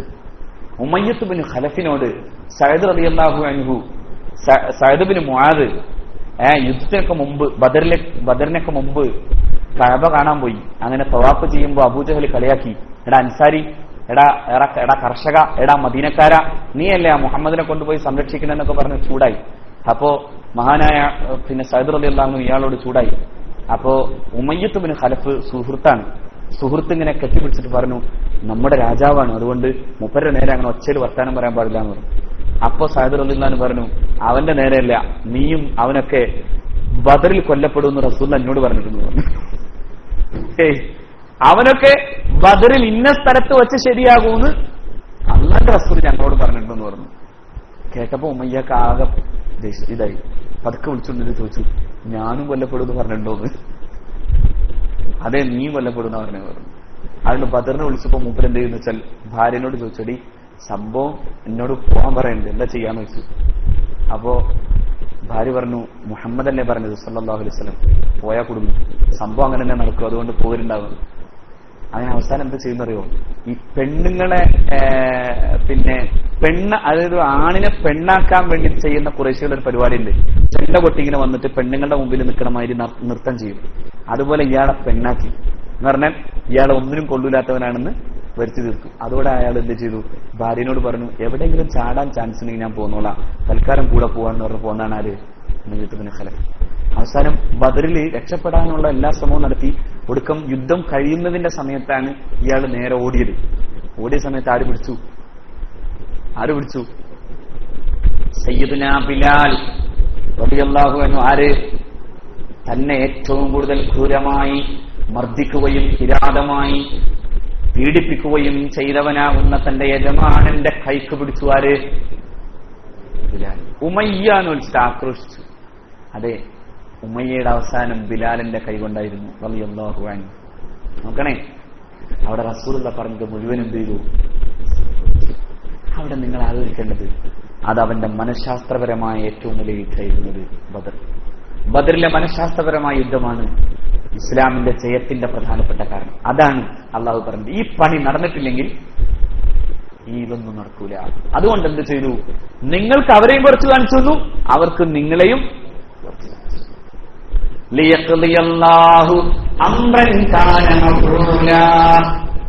രണ്ടു വട്ടം പറഞ്ഞപ്പോ ഇവിടെ അല്ലെ, ഈ കാര്യം നടത്താൻ വേണ്ടി കാനമക്കൂരൻ, ആ പണി നടന്നിരുന്നു എന്ന് പറഞ്ഞാൽ അത് നടക്കുന്ന അള്ളാഹുവിന്റെ വിധിയിലുണ്ട്, അത് നടക്കൽ അള്ളാഹുവിന്റെ ആവശ്യമായിരുന്നു. ഇതിന്റെ ഒക്കെ അവസാനത്തെ പരിസമാപനം എങ്ങോട്ടാണ്? അള്ളാഹുവിലേക്കാണ്. കാര്യങ്ങൾ മുഴുവൻ മടങ്ങേണ്ടത് ഇങ്ങോട്ടാണ്. യാ അയ്യുഹല്ലദീന ആമനൂ ഇദാ ലഖീതും ഫിഅതൻ ഫസ്ബുതു വദ്കുറുല്ലാഹ കസീറൻ ലഅല്ലകും തുഫ്ലിഹൂൻ. സത്യവിശ്വാസികളെ, ഇദാ ലഖീതും ഫിഅതൻ, നിങ്ങളൊരു സമൂഹം, അതായത് നിങ്ങൾക്കു നേരെ യുദ്ധം ചെയ്യാൻ വരുന്ന ഒരു ഗ്രൂപ്പിനെ കണ്ടാൽ ഫസ്ബുതു, നിങ്ങൾ അവിടെ ഓടരുത്, നിങ്ങൾ അവിടെ നിൽക്കണം. വദ്കുറുല്ലാഹ കസീറ, പക്ഷെ നിങ്ങൾ എങ്ങനെ യുദ്ധം ചെയ്യേണ്ടത്? ദിക്റുള്ളവരായിട്ടാണ്. വദ്കുറുല്ലാഹ കസീറ, ദിക്റുണ്ടാകണം. ഇന്നിപ്പോ യുദ്ധം എന്നൊക്കെ പറയാൻ വലിയ ഇഷ്ടമാണ്, പക്ഷെ എന്തില്ല? ദിക്റില്ല. സ്വഹാബത്തിന് എന്തുണ്ടായിരുന്നു? ദിക്റുണ്ട്. ദിക്റുള്ള യുദ്ധമാണ് ജയിച്ചത്. ഇന്ന് ദിക്റില്ലാത്ത യുദ്ധം ഭീകരതയും സമൂഹത്തെ തന്നെ അപമാനിക്കുന്നതുമായി മാറുന്നു. എന്തുകൊണ്ടാണത്? ദിക്റുല്ലാഹി മനസ്സിലില്ല, അല്ലേ? മനസ്സിലാക്കണം. അത് നമ്മുടെ നാട്ടിലും കുറച്ച് കുട്ടികൾ ഇപ്പോ ഈ കഴിഞ്ഞ മാതൃഭൂമി പ്രശ്നത്തിന്റെ പേരിൽ ഒരു ആലപ്പുഴയിലെ പരിപാടിയിൽ വെച്ചിട്ട് ചെറുപ്പക്കാരൻ പ്രസംഗിക്കണ്ടായിരുന്നു, സമാധാനം എന്ന് മാത്രം പറഞ്ഞാൽ പോരാ, പോയി അടിക്കണമെന്ന് അവൻ പറയണേ. ഞാൻ പറഞ്ഞു, സമാധാനം തന്നെയാണ് വേണ്ടത്. ഒരു രാജ്യത്തിന്റെ നിയമത്തെ പാലിക്കേണ്ടടുത്ത് പാലിച്ചു പോകണം എന്നുള്ളതാണ് മുസ്ലിങ്ങളുടെ ധർമ്മം. ഇവർക്കൊക്കെ എന്ത് പറ്റിയാവും? ഇവരെവിടുന്നാ മതം പഠിച്ചത്? അവൻ പറഞ്ഞ തൊടുപുഴ പോലെ ആക്കണമെന്നാണ്. സത്യം പറഞ്ഞാൽ ആ യോഗത്തിൽ പോയിരുന്നതിൽ എനിക്ക് നാണം തോന്നുന്നു. ഞാൻ അവരോട് പറഞ്ഞു, മേലിൽ ഇത്തരം ആളുകളെ വിളിച്ചിട്ട് നമ്മളെ പോലുള്ള ആളുകളെ വിളിക്കരുട്ടോ. മറുപടി പറയാൻ സമയം കിട്ടിയതുകൊണ്ട് മറുപടി പറഞ്ഞു. പക്ഷെ നിങ്ങൾ ആലോചിച്ച് നോക്കണേ, ഇമാതിരി വിവരക്കേടുകൾ വിളമ്പുന്നോടത്ത് ചെറുപ്പക്കാരെ പ്രത്യേകിച്ചും നിങ്ങൾ ആ കൂട്ടത്തിൽ പെട്ടുപോരും കേട്ടോ. ഇപ്പോ അവര് ബയ്യത്തൊക്കെ ചെയ്യുന്നുണ്ട്, ആ ബയ്യത്തൊക്കെ അപകടമാണ്. സമുദായത്തെ ആത്മഹത്യയിലേക്ക് കൊണ്ടുപോകും, അത് അപകടമാണ്. അതായത് തുറന്നു പറഞ്ഞാൽ NDF അതിന്റെ ഏത് വലിപ്പമുള്ള രൂപവും അപകടമാണ്, 100% അപകടമാണ്. അതിന്റെ ഏതെങ്കിലും വഴിയിൽ പോയാൽ അത് ഇസ്ലാമുമായി യാതൊരു ബന്ധവുമില്ല. നിങ്ങൾ ആലോചിച്ചോളൂ, എന്തേ തീവ്രവാദം ലോകത്തിനെ സംബന്ധിച്ചത് അല്ലേ? ലോകാടിസ്ഥാനത്തിലെ തീവ്രവാദം മുസ്ലിങ്ങൾക്കല്ലേ ഏറ്റവും കൂടുതൽ കുഴപ്പാക്കിയത്? ഐസ് ആദ്യം തുടങ്ങിയപ്പോ ഇവിടെയുള്ള തീവ്രവാദിയും കൂടെ പറഞ്ഞിരുന്നു അത് നവോത്ഥാനാണെന്ന്. നമ്മുടെ കയ്യിലുണ്ട് അതിന്റെ പത്രം, നമ്മുടെ കയ്യിലുണ്ട് അതിന്റെ രേഖകൾ. അന്നിവൻ പറഞ്ഞു ഇത് നവോത്ഥാനാണെന്ന്. ഇന്നെന്തേ അവിടെ അവസ്ഥ? സത്യത്തിൽ ആരുടേതാണ്? അമേരിക്കയുടേതാണ്. ബൊക്കോ ഹറാം ആരുടേതാണ്? അമേരിക്കയുടേതാണ്. അതായത് സാമ്രാജ്യത്വം നിശ്ചയിച്ച അജണ്ടകൾക്കനുസരിച്ച് തുള്ളാൻ നിന്നെ തീവ്രവാദിയാക്കുന്നവന് ചില ലക്ഷ്യങ്ങളുണ്ടെന്നുള്ള ബോധമില്ലെങ്കിൽ ബൈഅത്ത് ഇന്ത്യയിലെ മുസ്ലിങ്ങൾ ആത്മഹത്യയിലേക്ക് നയിക്കാനുള്ള അപകടമാവും. ഒരു NDF കാരൻ പോലും ഈ സമുദായത്തിൽ പാടില്ലാത്തതാണ്. തുറന്നു പറയാം, അത് അപകടമാണ്. അള്ളാഹു കാക്കട്ടെ. കാരണം അത് ദിക്റില്ലാത്തതാണ്. ഫത്ബുതു. എങ്ങനെ ദിക്ർ? ആ ദിക്റിന് ഒരുപാട് മര്യാദകളുണ്ട് കൂട്ടരെ. നമ്മൾ മനസ്സിലാക്കേണ്ടത് ഏതെങ്കിലും ഒരു വിഭാഗം ഒരു നേതാവില്ലാതെ കൂടുന്ന കൂട്ടല്ലായിരുന്നു ഇസ്ലാമിക ജിഹാദ്. ഇസ്ലാമിക ജിഹാദിന് നിബന്ധനയുണ്ട്. ഏതാണ് ആ നിബന്ധന? അത് നേതാവിന്റെ അടിസ്ഥാനത്തിൽ കൂടുന്നതാണ്. അതുകൊണ്ടാണ് മക്കയിൽ മുസ്ലിങ്ങൾ ആ ജിഹാദ് ചെയ്യാതിരുന്നത്. നേതാവുണ്ടായിരുന്നു, പക്ഷേ മക്ക അതിന് ഒരുങ്ങിയ സമയമായിരുന്നില്ല. അതുകൊണ്ട് അവിടെ യുദ്ധമില്ല. മദീനയിൽ യുദ്ധം ചെയ്യേണ്ടി വന്നു. ഇനി നോക്കൂ, ജയിച്ചടങ്ങിയപ്പോഴും യുദ്ധം അവസാനിച്ചു അല്ലെ? എവിടെ? മക്ക വിജയത്തിൽ യുദ്ധം റസൂലുള്ളാഹി ചെയ്തില്ല. മറിച്ച് അവിടെ എല്ലാവർക്കും എന്ത് ചെയ്തു? ഇത് ഹബു അന്തും മുത്തലഖാവ്, പൊക്കോളൂ നിങ്ങൾ സ്വതന്ത്രരാണെന്ന് പറഞ്ഞു. അതാണ്. അതുകൊണ്ടാണ് കർമ്മശാസ്ത്രത്തിലെ ഏറ്റവും പ്രധാനപ്പെട്ട പ്രാമാണിക ഗ്രന്ഥമായ തുഹ്ഫ പോലും പറയുന്നത് വശർത്തുഹു, അങ്ങനെ പോകാനുള്ള നിബന്ധന പോലും അല്ല യകൂന ബിനാ ദുഅഫുൻ, നമുക്കെന്തുണ്ടാവരുത്? നമുക്ക് ദൗർബല്യം ഉണ്ടാവരുത്. ഒന്ന്. രണ്ടാമത്തെ, അതിന് നേതാവ് ഉണ്ടാവണം. നിങ്ങളോട് അള്ളാഹു കൽപ്പിച്ചതും അങ്ങനെയാണ്. ഇദസ്തുൻഫിർതും എന്നാണ്. നിങ്ങളോട് പോകാൻ കൽപ്പിക്കപ്പെടണമെങ്കിൽ അവിടെ ആരുണ്ടാവണം? നേതാവ് ഉണ്ടാവണം. ഏത് നേതാവ്? പല കവാത്തും കഴിഞ്ഞ് അവസാനം ഈ റിട്ടയർമെന്റ് കാലത്ത് നേതാവായ നേതാവിനെയല്ല പറഞ്ഞത്, സമുദായം അംഗീകരിക്കുന്ന നേതാവാണ്. നിങ്ങളെ കൂടെ അങ്ങനത്തെ ഒരു നേതാവില്ല. അങ്ങനെയുള്ള ആൾക്കാർ അങ്ങനെ നേതാവില്ല. ആവശ്യമാണെന്ന് നേതൃത്വം പറയണം. അങ്ങനെ പറയുന്ന ഒരു സാഹചര്യം ഇന്ന് ഇന്ത്യയിലില്ല. രണ്ട്, കരാറുകൾ നിലനിൽക്കുന്നിടത്ത് യുദ്ധം പാടില്ല. മതവിഷയത്തിൽ നിങ്ങളോട് മറ്റേതെങ്കിലും മുസ്ലിം സമൂഹം യുദ്ധത്തിന് വേണ്ടി സഹായം ചോദിച്ചാൽ അലൈക്കുമുൻ നസ്ർ, നിങ്ങൾക്ക് സഹായം നിർബന്ധമാണ്. പക്ഷേ ഇല്ലാ ഖൗമിൻ, ഒരു ജനതയോട് പാടില്ല. എന്താ ജനതയുടെ പ്രത്യേകത? നിങ്ങൾക്കും അവർക്കുമിടയിൽ ബൈനക്കും ബൈനഹും മീസാഖുൻ, നിങ്ങൾക്കും അവർക്കുമിടയിൽ കരാറുണ്ട്. That's the constitution of India. അതാണിത് ഇന്ത്യയുടെ ഭരണഘടന. ഈ ഭരണഘടന നിലനിൽക്കുന്ന ഇന്ത്യ മഹാരാജ്യത്ത് ബൈഅത്ത് ചെയ്യുന്നോ അത് ഇസ്ലാമിക വിരുദ്ധാണ്. ഏത് ബൈഅത്ത്? ഈ പരിപാടികൾക്ക് വേണ്ടി ചെയ്യുന്ന ബൈഅത്ത്. അത് ഞാൻ ഇങ്ങനെ പറയാൻ കാരണം, നമ്മളൊക്കെ കൊച്ചു കുട്ടികളാണ്. നമുക്ക് തോന്നിപ്പോകും ഇപ്പോ സംഭവം നമുക്ക് ഈ സമുദായത്തെ രക്ഷപ്പെടുത്താൻ പറ്റുന്നു. ഇല്ല, സമുദായത്തെ രക്ഷപ്പെടുത്തണമായിരുന്നുവെങ്കിൽ ഈ പണ്ഡിതന്മാരങ്ങനെ ചിന്തിക്കണ്ടേ? അവരത്ര മോശക്കാരാ? ഈ കഴിഞ്ഞ കാലത്തും ഇപ്പോഴും ജീവിച്ചിരിക്കുന്ന ഉലമാക്കൾ അങ്ങനെ ചിന്തിക്കണ്ടേ? അവരൊക്കെ ഈമാനില്ലാത്തവരാ? അവരൊന്നും പറയാത്ത ഈ പുതിയ നടപടികൾക്ക് വേണ്ടി ഇവർ വരുന്നോടത്ത് നമ്മൾ കാണേണ്ടത് അതിന്റെ അവസാനത്തെ പടിയിൽ ആരുണ്ടാകും? സാമ്രാജ്യത്വം ഉണ്ടാവും. അവർക്ക് ആഗ്രഹമുണ്ട് നീ ഭീകരവാദിയാകാൻ. എന്തിനാ? കാരണം നീ ഭീകരവാദിയായാലേ നിന്റെ വീട്ടിലേക്ക് ആർക്ക് കയറി വരാൻ പറ്റൂ? പോലീസുകാരന് കയറാൻ. പോലീസുകാരനും പട്ടാളക്കാരനും നിന്റെ വീട്ടിൽ നീ മാത്രമാണ് പ്രതി എന്ന നിലക്കല്ല പിടിക്കപ്പെടുക, നിന്റെ കുടുംബമാസകലവും അവൻ കൊളം തോന്നും. അങ്ങനെയെങ്കിൽ നീ 2ഉം 3ഉം പേരുമായി നിൽക്കുന്ന ഗ്രാമത്തിലേക്ക് അവൻ കയറി വന്നാൽ ആ ഗ്രാമം മുഴുവനും എന്താക്കി മാറ്റും? അവൻ ചുടലക്കളമാക്കി മാറ്റും. അപ്പോൾ യഥാർത്ഥത്തിൽ ആത്മഹത്യ എന്നല്ലാതെ മറ്റെന്താണ് ഈ ഭീകരവാദത്തിനും തീവ്രവാദത്തിനും പറയേണ്ടത്? ഇത് ശരിക്കും മനസ്സിലാക്കേണ്ടതാണ്. ഇത് മനസ്സിലാക്കാതെ പോയാൽ വലിയ അബദ്ധം ഉണ്ടാവും. അള്ളാഹു കാക്കുമാറാകട്ടെ, അള്ളാഹു കാക്കട്ടെ. മറിച്ച് നമ്മുടെ രാജ്യം ജനാധിപത്യ വ്യവസ്ഥയിൽ നിൽക്കുന്നു. ഈ ജനാധിപത്യം ഇപ്പോ ഉണ്ടായ ഈ തകരാറുകളെ പിന്നെ പരിഹരിച്ചോളും. ഇപ്പോ ഒരു മോദി ഉണ്ടെന്ന് വെച്ചാൽ അത് മാത്രം നിലനിൽക്കൂല, അത് പരിഹരിക്കപ്പെടും. അത് പരിഹരിക്കാൻ നമ്മൾ ഏറ്റവും കൂടുതൽ ചെയ്യേണ്ടത് എന്താണ്?